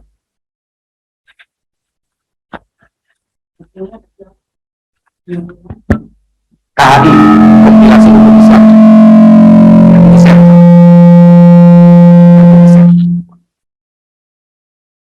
Baik. Nanti di-share. Ustadz, bagaimana perkembangan hukum waris di masa penjajahan Jepang dulu, Ustadz, penjajahan Jepang ini? Ya. Saya tanyakan. Bagaimana pertanyaan dari siapa namanya siapa? Kevin. Kevin. Pertanyaan dari Kevin, bagaimana hukum waris yang berada di masa penjajahan Jepang? Bagus ya, ini tidak ada di sini. Lagi yang kedua, itu saja. Baik, nah, terima kasih. Saya langsung jawab saja ya. Jadi karena di Jepang itu masa penjajahan Jepang itu sangat sebentar, hanya berapa tahun itu? Kurang lebih itu ya, 3 tahun lebih, 3,5 tahun itu, sehingga tidak berpengaruh terhadap hukum-hukum yang sudah ada di Indonesia, baik itu hukum zaman Belanda atau dan lain sebagainya. Andai kata di penjajahan Jepang itu berusia 100 tahun, 200 tahun itu akan berpengaruh. Tapi karena cuma 3,5 tahun itu hanya faktor tadi ya, pengaruh dari Perang Dunia Pertama itu, bom Hiroshima Nagasaki, sebelum bom Hiroshima Nagasaki itu ya. Itu yang Amerika dibom itu di Hawaii. Nah, itu kan tentara Jepang luar biasa sampai ke Indonesia ya penjajahnya gitu ya. Nah kan sebentar saja 3,5 tahun ketika Perang Dunia Kedua dibom lah itu Hiroshima Nagasaki, udah pulang lagi dia. Kan nggak ada pengaruh apa-apa, makanya tidak ada sejarah. Kenapa? Karena sejarah kan butuh referensi. Jadi kalau kita ngarang-ngarang bagaimana hukum waris di zaman penjajahan Jepang, kalau ada bukunya bisa dimasuk. Masalahnya ada bukunya tidak. Jadi harus ada referensi itu. Jadi kalau kita pengen meneliti sejarah waris, berarti harus ada referensi bukunya, baik itu buku di dalam negeri, buku luar negeri, atau dan lain sebagainya yang menjadi acuan. Dan buku tersebut benar-benar layak, bukan hanya ya harus ilmiah lah buku tersebut. Mana data-datanya? Memang ada perubahan hukum waris di Indonesia ketika zaman Jepang. Ada, mana buktinya? Nah itu kan harus jelas. Nah kalau jelas enak jadinya. Jadi bisa dimasukkan ke dalam apa namanya ilmiah ya, sejarah waris di zaman Jepang misalnya. Tapi karena tidak ada referensi terkait dengan tersebut, maka ya sudah langsung saja dari Belanda kemudian warisan Belanda sampai dengan kemerdekaan, dan akhirnya nggak sebentar saja itu, kemudian muncullah KHI ya dan lain sebagainya. Baik, ini mungkin ada pertanyaan dari siapa ini di online ya. Ini gimana ininya nih? Mic-nya silakan di unmute ya, Undi. Ya, terima kasih Pak Ustadz. Assalamualaikum warahmatullahi wabarakatuh.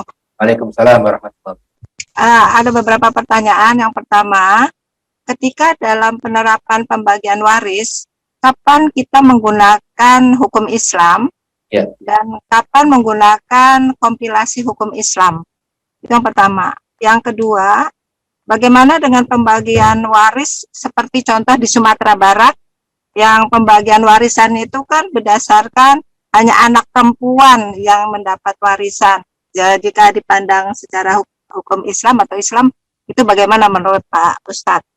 Itu kemudian ketika seorang ada yang meninggal, ini kebetulan juga ya, meninggalkan satu anak perempuan dan satu anak laki-laki, anak angkat. Apakah anak angkat ini, laki-laki ini menjadi hak pewaris atau bagaimana ini pengaturannya? Yang pertama. Yang ketiga. Yang keempat, terkait dengan perkawinan. Di Indonesia ini secara Islam kan juga ada perkawinan yang pengadilan, juga ada perkawinan yang sifatnya Islam. Atau kita sering mendengar pernikahan siri itu. Apakah dalam pernikahan siri ini istri juga mendapat waris atau dia juga sebagai ahli waris gitu? Itu Pak Ustadz, terima kasih. Ada 4 pertanyaan. Ya. Terima kasih. Assalamualaikum warahmatullahi wabarakatuh. Waalaikumsalam warahmatullahi wabarakatuh. Nanti dibantu ini ya pertanyaannya ya. Yang pertama adalah terkait dengan apa safety. Ada yang bisa ngerti? Oh iya, kapan diterapkannya hukum Islam dan kapan diterapkannya Iya, iya.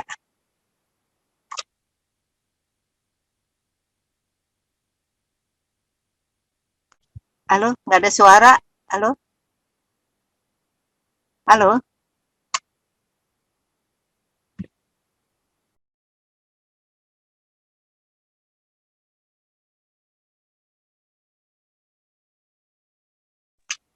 Tidak terdengar suaranya, Pak. Maaf.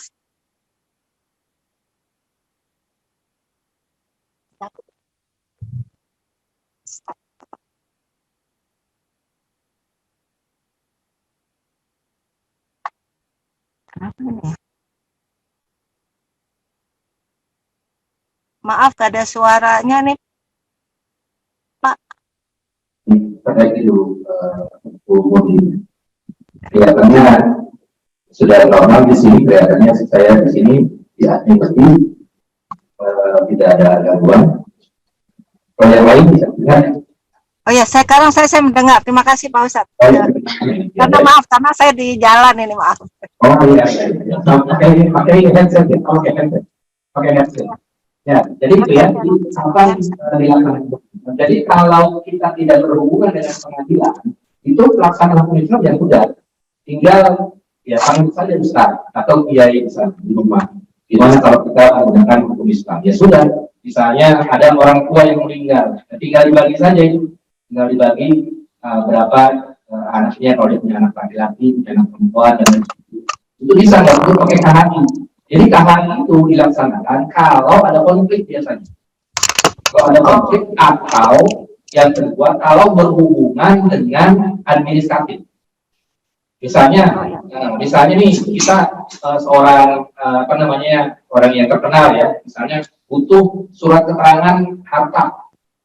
Ini harta saya dari mana nih? Harta saya dari warisan ibu saya, warisan orang tua saya. Mana buktinya? Berarti kan harus ada pengadilan buktinya.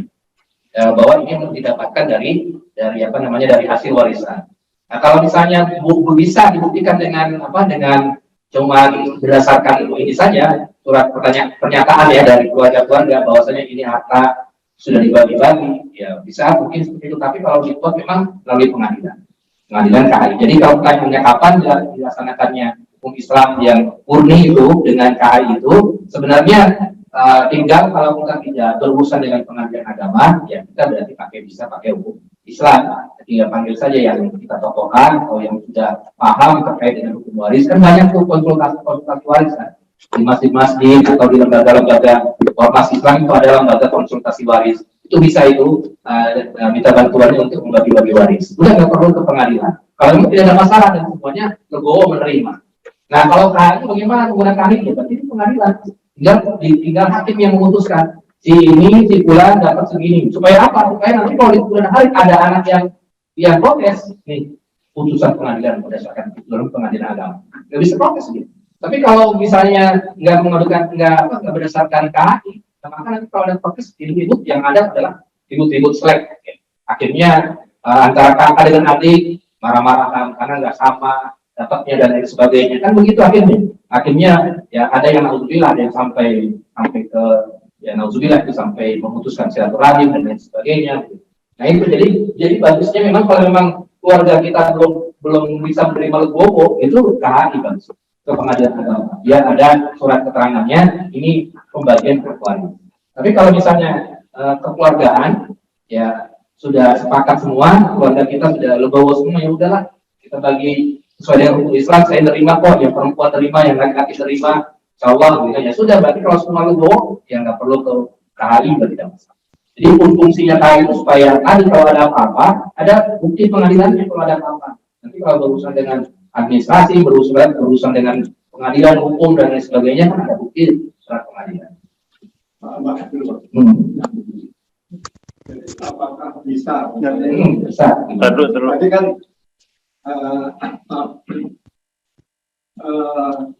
kan kalau terjadi belum nyala persengketaan ya. Suara saya ya udah Enggak buat masuk di Zoom. Oh iya sorry. Nah kalau misalnya sekarang itu kiai atau apa tadi pemuka status itu dipanggil, tetapi dia menggunakan KHI dibandingkan dengan kan mungkin itu bisa selesai. Nah pertanyaan cuma begini, apakah hukum Islam yang ada di Al-Quran itu sama atau menyimpang lebih jauh kita dengan gimana? Iya, bagaimana kalau kiai atau ustaz atau lembaga waris ya yang kita konsultasikan, dia juga mengacu kepada KHI gitu ya. Atau pengadilan mengacu kepada KHI. Ya, pertama konsekuensinya nggak ada pengaruh. Karena kalau putusan pengadilan kan ada putusannya resmi kan, putusan pengadilan. Gini, kuat banget. Tapi kalau ustadz atau lembaga waris dan kiai-kiai menggunakan KHI, ya saya pikir ngapain menggunakan KHI, mendingan langsung menggunakan hukum Islam murni. Gitu. Kenapa? Karena ngapain pakai KHI? Karena nggak ada pengaruhnya. Kalau pengen ada pengaruh, langsung aja ke pengadilan. Nah, kalau tadi ditanyakan apakah KHI itu bertentangan dengan apa? Jauh beda dengan hukum Islam waris murni, tidak jauh beda. Itu kalau diteliti itu tidak jauh beda. Paling hanya sedikit perbedaan di sini pas masalah gonogini, kemudian pas masalah anak angkat dan sebagainya, itu paling hanya beberapa tema saja yang lain sama. Kepada anak berapa, seperberapa, kepada istri seperberapa, itu sama semua itu kalau diteliti sama semua. Jadi sama sebenarnya Al-Quran, hadis murni itu dengan KHI itu sama, kecuali tema-tema yang berbeda sedikit. Seperti gonogini kan nggak ada tuh. Kemudian tema-tema yang bertentangan itu memang tidak ada. Tapi diatur di KHI, paling gitu. Jadi kalau ditanya misalnya, bagaimana kalau ustadz atau kiai langsung mengambil KHI, ya tidak masalah. Itu berarti ustadz atau kiai tersebut beranggapan KHI itu sudah sesuai dengan hukum Islam. Jadi sama saja. Mau ngambil dari KHI, mau ngambil dari Al-Quran, ya sama-sama menggunakan Al-Quran dan hadis. Jadi hanya implikasinya hanya tadi, hanya kuatan. Kalau pengadilan kan ada kuatnya, surat pengadilan itu terkait dengan harta warisan. Tapi kalau tidak pakai pengadilan, ya hanya kekeluargaan saja. Kalau ada konflik nanti kemudian hari, ya berarti konfliknya konflik keluargaan, ya bisa dengan keluargaan juga karena ada bukti surat pengadilan itu. Nah itu yang menjadi catatan. Kemudian yang kedua tadi pertanyaannya adalah terkait dengan terkait yang pembagian itu kalau dari sisi hukum Islam itu dia bertentangan sama seperti jahiliyah berarti. Kebalikannya, kalau jahiliyah kan perempuan nggak dapat. Nah kalau sumbar, ini perempuan dapat, laki-laki nggak dapat. Ya berarti sama saja dia bertentangan dengan syariat Islam. Tetapi di dalam hukum positif Indonesia itu bisa diterima dengan memakai hukum adat. Nah kita beda ini bicaranya. Bukan KHI tapi memakai hukum positif Indonesia. Itu karena hukum adat itu bisa diakui oleh pemerintah. Hukum adat masing-masing. Kalau itu dijadikan hukum adat di Sumatera Barat itu, maka bisa dijadikan hukum di pengadilan, tapi bukan pengadilan agama, tapi pengadilan umum masuk ke dalam hukum adat. Jadi kalau dia bersengketa, misalnya anak laki-laki dengan perempuan, saya nggak dapat nih laki-laki misalnya di Padang, misalnya Sumatera Barat, laki-lakinya protes, saya nggak dapat nih, hukum adat harusnya perempuan yang dapat, itu kan akhirnya laki-laki tersebut mengadukan ke pengadilan kan gitu. Tapi pengadilannya pengadilan umum, bukan pengadilan agama. Kalau pengadilan agama kan KHI nanti. Tidak dapat berarti kan dia meninggalkan hukum adat dari Sumatera Barat. Tapi kalau pakai pengadilan umum nanti dia pakai pengadilan umum nanti diakui itu hukum adat. Nah, akhirnya bisa menang nanti perempuan tadi bisa menang kalau dia menggunakan hukum adat. Jadi kita tinggal bagaimana kira-kira solutif kita. Kalau memang kita dari sisi Islam ya nggak bisa. Kalau Islam itu ya nggak bisa bertentangan dari sisi hukum Islam bertentangan. Kalau hanya wanita saja yang mendapatkan. Sama seperti jahiliyah, hanya laki-laki yang mendapatkan. Ya, tapi kalau dari sisi hukum KHI ya tapi juga bertentangan kalau pakai KHI pengadilan agama. Tapi kalau pakai pengadilan umum itu bisa menang karena pengadilan umum itu bisa mengambil dari sisi hukum adat di Indonesia. Hukum adat mana saja bisa dipakai. Hukum adat mana saja bisa dipakai. Iya silakan.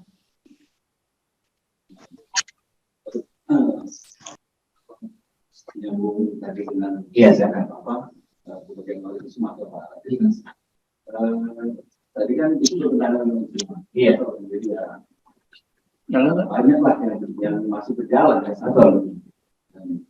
Pemamatan saya nih, saya juga tapi itu kan banyak yang paham lah dengan saya sih begitu bisa tadi bilang bertentangan dengan hukum Islam.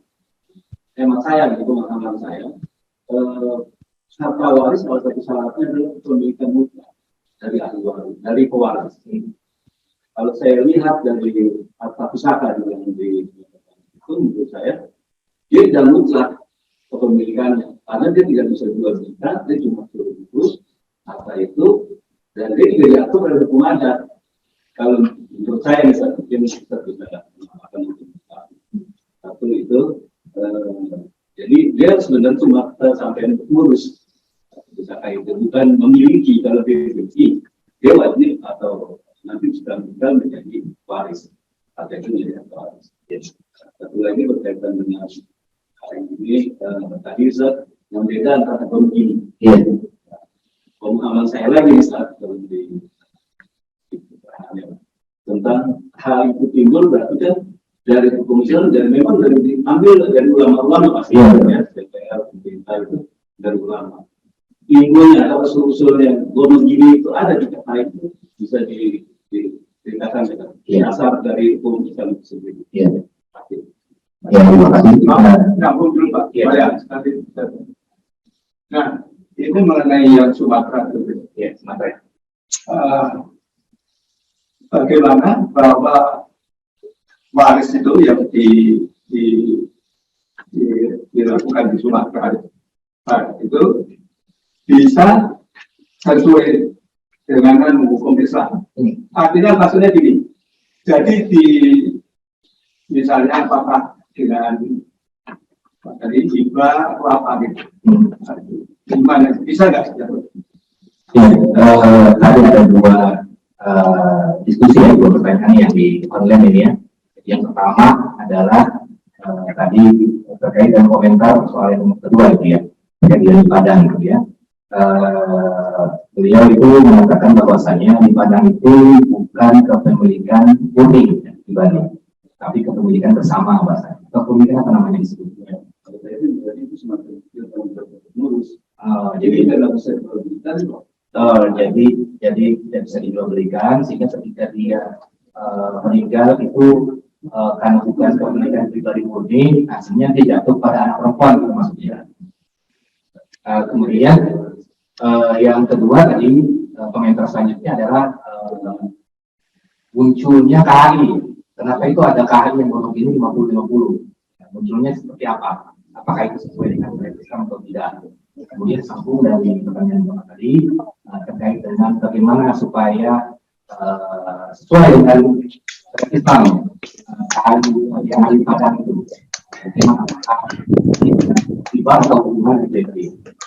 Yang pertama itu menurut komentar saya adalah pertama itu kalau dia mengatakan ini bukan punya hak pribadi mutlak pribadi, kalau menurut saya tidak seperti itu. Karena kalau orang misalnya seorang suami meninggal, itu kan pasti punya harta. Ini harta siapa? Kan harus jelasin. Harta dia atau harta orang lain. Jadi nggak ada istilah harta bukan milik dia. Bukan. Kayak misalnya saya punya laptop, saya punya HP, pasti kan ini punya milik saya. Atau milik bersama, atau milik saya pribadi. Nah, berarti ketika saya meninggal, ya, berarti ini pasti warisan ini jatuhnya. Ya, jadi kalau tadi komentar saya, kalau memang itu yang di Padang itu adalah menganggap bahwasanya warisan itu bukan milik pribadi murni, ya, sehingga dia tidak bisa menggunakan hukum Islam, hukum adat aja gitu tadi ya. Berarti bisa ke mana? Bisa ke tanah negara. Itu kan juga. Iya. Nggak ada orang yang nggak jadi waris. Iya, tapi kan yang meninggal itu kan tadinya sebelum meninggal itu punya siapa hartanya? Tanah keluarga biasanya. Oh, kalau tanah bareng kan? Itu namanya tanah usaha, tanah dari usaha itu. Kalau yang tanah pribadi, misalnya dia ini beli tanah nih, seorang Ahmad beli tanah 1 hektar di Padang. Nah kemudian dia meninggal, berarti kan harta murni. Itu memang harta murni ya. Berarti di ini yang menjadi saya di Sumatera Barat itu nggak mudah jual beli. Oh, berarti ini yang apa yang mesti kita luruskan nih. Berarti kalau seseorang yang membeli sendiri, misalnya hartanya nih, misalnya tanah dia beli sendiri hasil dia, kemudian dia meninggal, berarti itu harta warisan. Berarti pakai KHI. Iya, KHI atau Islam. Tapi kalau ini harta tersebut turun-temurun, maka pakai hukum adat di Padang. Dengan cara apa? Berarti perempuan yang mendapatkannya, begitu. Jadi dia harta pusaka ya Pak ya, yang buat perempuan harta pusaka disebut dengan harta pusaka kalau di Padang. Ini mohon maaf karena saya istilah bagian 2 ini saya baru menerima informasi seperti ini. Tapi memang kita sepakat kalau memang dia masih hidup, kemudian dia membeli harta dengan uangnya kemudian menjadi harta miliknya, itu pasti menggunakan hukum Islam. Nah, ini yang menjadi poin ini adalah harta pusaka turun-temurun tadi, gitu ya. Turun-temurun tadi, ini berarti yang memiliki siapa? Memiliki kan berdasarkan adat itu siapa yang berkewajiban untuk itu? Berarti kan apa ada Islam. Oh, berarti bukan suaminya itu, bukan yang meninggal. Ah, itu berarti itu yang menjadi tambah dibatasi. Nah, kenapa muncul itu jatuh kepada anak, begitu ya, anak perempuan. Berarti ini apakah dalam hukum Islam boleh atau tidak? Kan katanya begitu ya? Iya, kan katanya harta pusaka nih, yang tidak bernama, artinya tidak memiliki nama, pemilikan mutlak dengan siapa nih? Turun-temurun saja, tapi ada namanya kayak itu namanya siapa? Hanya sekedar nama saja. Ya, tapi kepemilikan itu tadi bukan kepemilikan mutlak. Iya, iya.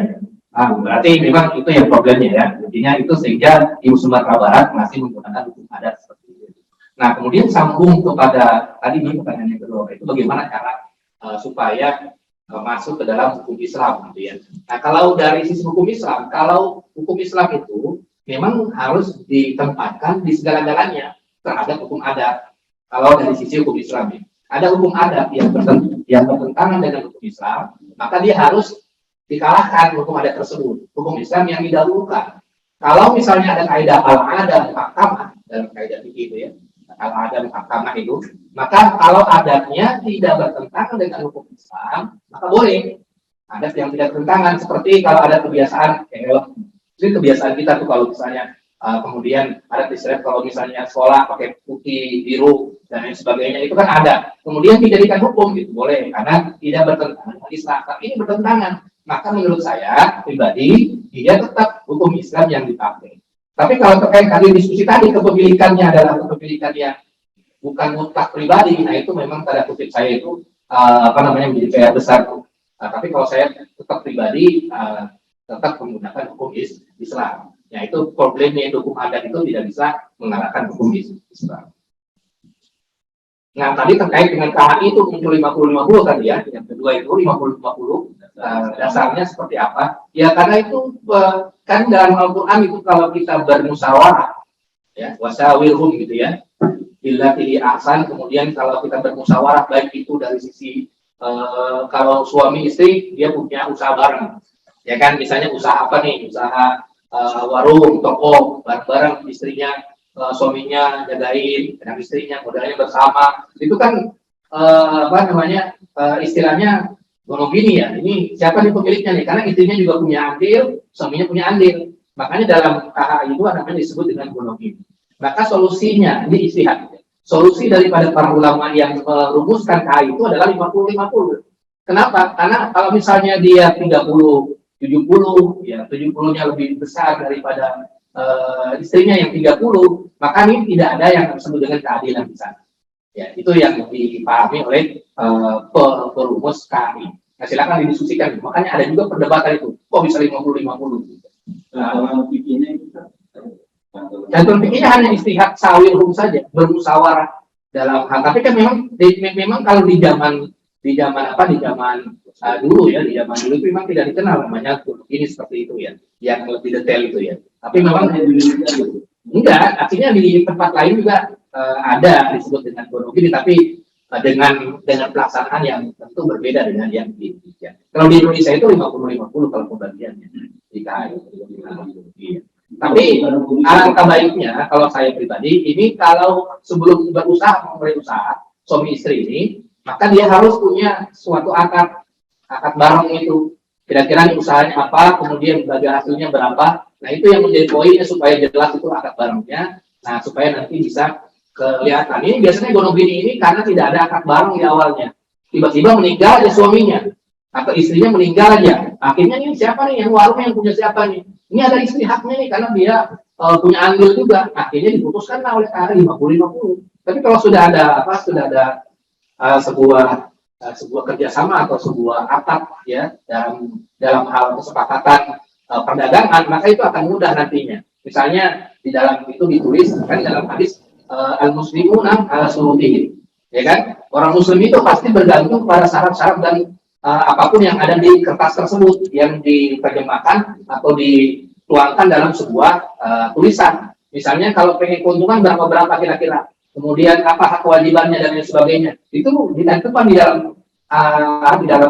dalam akad tersebut, maka akan mudah nanti. Jadi tidak perlu ke pengadilan pakai 50-50. Ini kan kalau 50-50 kalau ke pengadilan. Kalau kekeluargaan tidak, ya ini nggak ada akadnya dulu 70-30 atau 80-20 enak. Atau akadnya berapa. Nah ini yang menjadi poin perbedaan. Nanti juga ada diskusi lah di kalangan para ulama terkait dengan tersebut ya, akad dulu. Bahkan disertasi atau ditesis terkait dengan masalah bunuh diri. Itu sudah banyak yang membahasnya, ada yang pro, ada yang kontra terkait dengan harta gonok ini.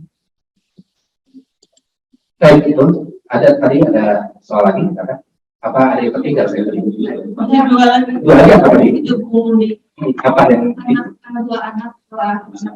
Oh iya, angkat kalian. Tetap anak-anak tidak mendapatkan. Tetap anak perempuan, misalnya ada seseorang yang meninggal, yang satu anak perempuan asli kandung, yang satu anak laki-laki, tapi anak-anak tidak mendapatkan hak waris. Nah itu sudah jadi Diadopsi gitu ya. Iya, walaupun diadopsi. Tapi kalau dari sisi hukum KAI dapat. Ya, makanya itu tadi ada perdebatan sisi-sisi mana yang bertentangan di KAI dan hukum Islam itu. Nah kalau dari sisi hukum Islam tidak dapat. Kalau saya pribadi membaca bahwa kalau ada perbedaan ulama, tapi menurut saya yang anak adopsi itu anak yang dididik dari awal atau dari kecil atau dari lahir pun, kalau dia bukan anak kandungnya yang sah dengan pernikahan yang sah, dia tidak mendapatkan hak waris. Wow, ya bahasanya. Kalau misalnya dia menikah, kalau dia anak kandungnya, tapi bukan dari pernikahan yang sah, juga tidak mendapatkan hak waris kan? Misalnya anak perzinahan, kemudian habis berzina dia menikah. Nah itu kan hak warisnya juga tidak mendapatkan. Nah kalau pengen mendapatkan ya jangan waris namanya. Apa namanya? Hibah dan lain sebagainya, itu bisa kepada siapapun itu bisa. Tentu nanti ada syarat tertentu. Ada sebagian ulama yang nggak boleh semuanya dikasih dan sebagainya, itu ada syarat tertentu.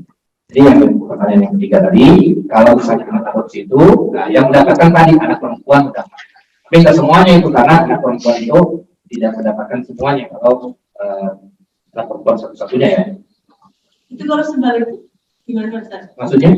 Anak adopsi atau anak-anak itu dia masih lajang meminta, terus orang tuanya sudah bisa makan, waris, dan dia kaya raya, terus tiba-tiba meninggal. Apakah orang tua asuh itu bersama? Maksudnya warisan? Nggak dapat warisan. Ya kalau anak angkat nggak dapat waris. Bukan itu Dibalik. Oh dibalik. Ya, Oh dia punya anak angkat. Tidak bisa. bukan anak angkat itu Kaya raya. ya, anak angkat itu masih sedang atau masih belum nikah. Kemudian semua ahli warisnya sudah meninggal, termasuk orang tua tersebut. Iya, terus dia hanya sendiri, dia kaya raya, terus dia meninggal. Yang saya pertanyakan, apakah hartanya itu juga mana gitu? katanya kalau dari sisi hukum Islam itu kalau ahli warisnya tidak ada semua, itu ke masalah ke kepentingan rumah. Jadi orang tua. Kalau dulu Baitulmal, sekarang nggak tahu Baitulmal kemana nih? Atau ke Basnas atau kemana nggak tahu. Tapi kalau dulu ke Baitulmal. Iya, nggak dapat ya. Kenapa ya? Karena tadi kalau dia anak angkat, yang nggak ada hubungannya dengan walaupun dia diasuh, kecuali kalau dia masih hidup. Nah, baru dia bisa memberikan kepada ibunya yang sudah mengurusnya, kasih fasilitas di rumah dan lain sebagainya, itu bisa. Tapi kalau sudah meninggal kan jadinya waris, ya nggak dapat ya. Bagaimanapun caranya ya. Makanya kalau pengen berbakti, ya kalau pengen membalas jasa ya, atau berinfak bersedekah ya itu ketika hidup. Kalau waris ya, kalau udah meninggal nggak ada. Harus sesuai dengan tadi ayat-ayat Al-Quran yang setiap ahli warisnya dan kalau nggak ada semua ahli warisnya, ya sudah kembali ke Baitulmal dulu. Kalau sekarang perginya kemana tuh? Masjid atau kemana? Ya udah duduk deh ya. Ya. Yang keempat pertanyaannya lupa saya. Ada yang ingat? Tanya aja lagi. Ya kemudian tadi apa masih di jalan? Yang keempat tadi lupa saya. Mungkin ada yang lain mungkin yang Yang pertanyaan. keempat masih ada satu Pak. Iya. itu Apa itu? Itu keperkawinan kan di kita Keputus. Perkawinan? ada perkawinan yang pengadilan mau perkawinan itu juga ada hak waris. Oh, ini perkawinan siri, pernikahan siri. Kalau dari sisi hukum Islam dapat, karena pernikahan siri itu tidak menyebabkan tidak sahnya perkawinan. Kan istilah perkawinan siri itu kan hanya istilah administratif. Ini diakui tidak di negara, itu aja kan. Kalau di sisi Islam yang penting dia ada rukun-rukunnya, rukun-rukun pernikahan ada saksinya dan lain sebagainya. Kemudian ya sah, walaupun dia tidak dicatat di KUA, tidak dicatat di pengadilan. Tapi konsekuensinya, nah nanti kalau dia misalnya ada istri kedua, misalnya istri siri, kemudian suaminya meninggal, kemudian akhirnya dia minta warisan, itu kalau misalnya dari dasar hukum Islam dia dapat. Tapi kalau misalnya itu dia ngadu ke pengadilan agama, istri pertamanya, siapa kamu? Kamu siapa gitu? Saya istri pertama, istri keduanya. Saya istri keduanya. Apa buktinya? Karena harus ada bukti-buktinya. Nah, bukti-buktinya. Nah, itu kalau kita mengacu ke KHI tidak. Tapi saya baru baca ini kemarin. Mohon maaf tuh ada siapa? Ada seorang terkenal di Indonesia itu ya, pemain bola. EP ya, pemain bola. Itu dia punya istri satu yang di administratif, kemudian yang satu lagi siri. Nah, kemudian dia pengen minta haknya gitu ya, haknya gitu kan. Tapi dikabulkan di pengadilan. Nah, saya bingung ini dasarnya apa?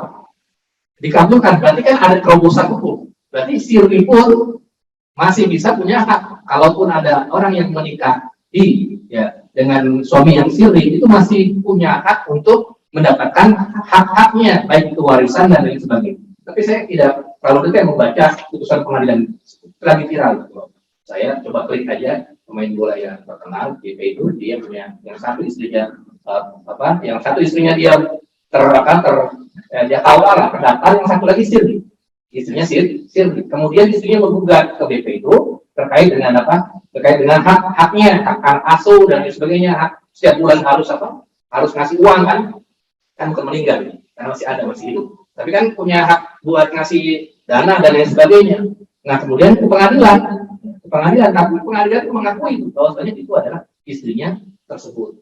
Nah, ini dasar hukumnya seperti apa? Wow, saya belum baca detail. Tapi tadi terkait dengan pertanyaan keempat itu terkait dengan pernikahan siri. Nah, itu kalau dulu bacaan umum saya itu kalau dari sisi hukum Islam itu dia baik itu dari sisi waris atau hak asuh dan lain sebagainya itu tetap normal sebagaimana biasa. Adapun kalau administratif, ya misalnya dia tidak mendapatkan pengadilan gitu ya, maka dia tadi konsekuensinya nanti kalau ada apa-apa dan tidak diakui nanti konsekuensinya. Itu terkait dengan. Tapi memang kalau pengen diakui dua-duanya itu sulit, harus ada putusan pengadilan, itu saya baca itu. Jadi kalau misalnya nanti dia punya dua kakak pertama suaminya, misalnya suaminya namanya misalnya siapa suaminya, misalnya Bambang misalnya ya, suaminya Bambang, istrinya yang pertama anak-anaknya, kemudian di kakak yang kedua Bambang juga, istri yang kedua siapa, itu bisa itu kakaknya dua, itu kalau dia sudah sah menjadi dua-duanya terdaftar di pengadilan. Tapi harus ada putusan pengadilan. Kalau saya buka dan terkait dengan perundang-undangan, itu berarti sama-sama sah dua-duanya, bukan siri, sama-sama diakui oleh administrasi. Baik, ada lagi yang ingin didiskusikan Pak Gong? Terima kasih Pak Ustadz atas penjelasan. Ya, mohon izin menutup video karena jaringannya suka hilang. Terima kasih. Iya, baik. Ya, Assalamualaikum warahmatullahi wabarakatuh. Waalaikumsalam warahmatullahi wabarakatuh. Ini ada pengakuannya. Kalau di kampung itu kan biasanya setelah meninggal itu ada hal yang belum selesai gitu.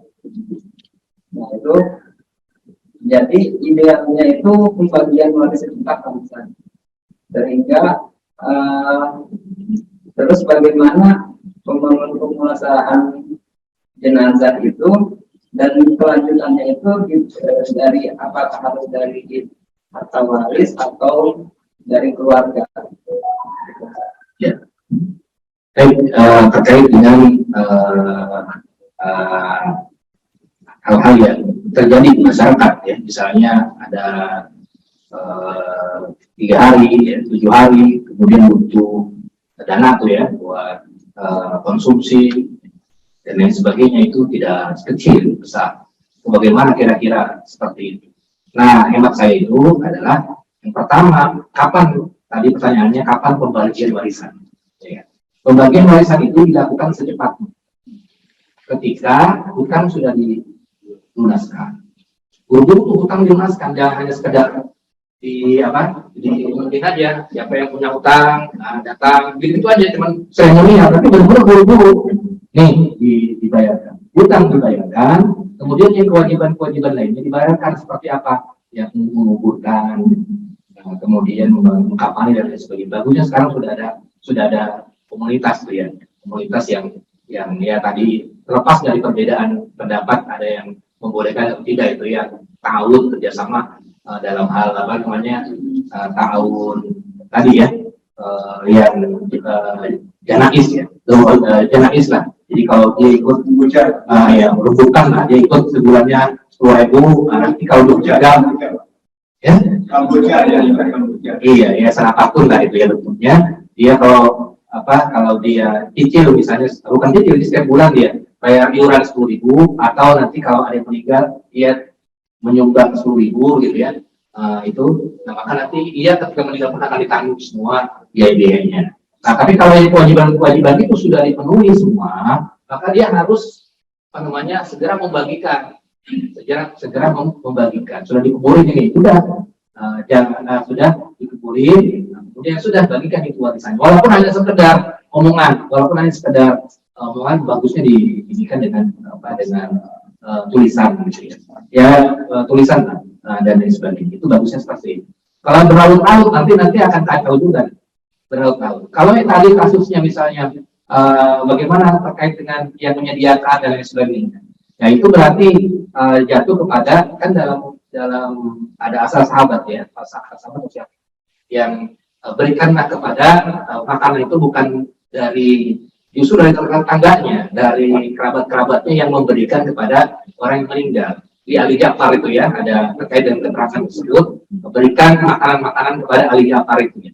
Artinya yang meninggal itu. Jadi sebenarnya kewajiban-kewajiban tetangganya, kalau pengen seperti itu ya, tetangga-tetangganya yang meringankan beban daripada yang ditinggalkan keluarganya itu. Bukan keluarganya yang sudah sulit, makin sulit lagi nanti. Nah seperti itu. Jadi kalau menurut saya cepat-cepat didahulukan. Adapun kalau nggak enak ya, kan sama saja. Mau didahulukan, mau diakhirkan, sama saja. Nanti aja kalau 7 hari, kalau 8 hari itu kan hanya objektivitas manusia tadi. Kalau saya pribadi tetap didahulukan kebagian waris. Bukan berarti kita pengen ini banget sih, pengen banget harta warisan, bukan seperti itu, tapi ingin menegakkan salah satu syariat daripada Islam, itu hukum waris. Walaupun tidak diambil langsung duitnya, yang penting sudah tahu ini, kamu akan mendapatkan ini. Yang penting itu dulu. Yang penting itu dulu, setelah itu ya sudah kapan dibagiinnya, obatnya itu kapan ya, yang penting sudah ada, tahu ini kamu akan mendapatkan segini dan lain sebagainya. Wallahu a'lam bishawab. Ada lagi silakan. Kelas ya. Baik, karena sudah jam 10 nih ya, sudah banyak kain, sudah 2 jam kita.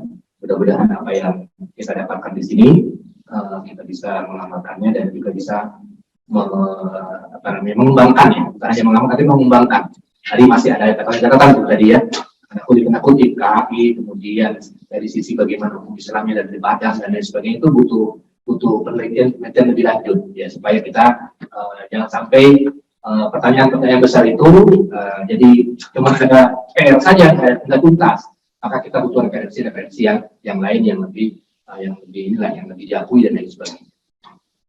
Pak, misalnya, jadi kan ini kalau saya itu ya positif. Tapi kan nanti kalau saya datang ke rumah, nanti apa? Boleh nggak saya lihat? Nah, boleh ya, boleh. Terima kasih, Pak. Ada juga di Boleh. YouTube-nya Stis Almanar. Ini kita Iya, upload di YouTube-nya ada Iya. juga. Jadi Bapak bisa lihat. Iya. Jadi materinya tadi KAI-nya ini yang 500 lembar atau PDF-nya atau yang makalah saya itu atau nomor telepon saya juga bisa juga di Share. grup, di share ada di grup, silakan ya. Tidak ada Pak Tauli di sana. Kasih saja nomor telepon saya, silakan WA apa masalahnya, insya Allah saya akan jawab selalu. terima kasih. Baik, kalau tidak ada, sama-sama kita akhiri ya dengan sama-sama membaca doa kafaratul majlis.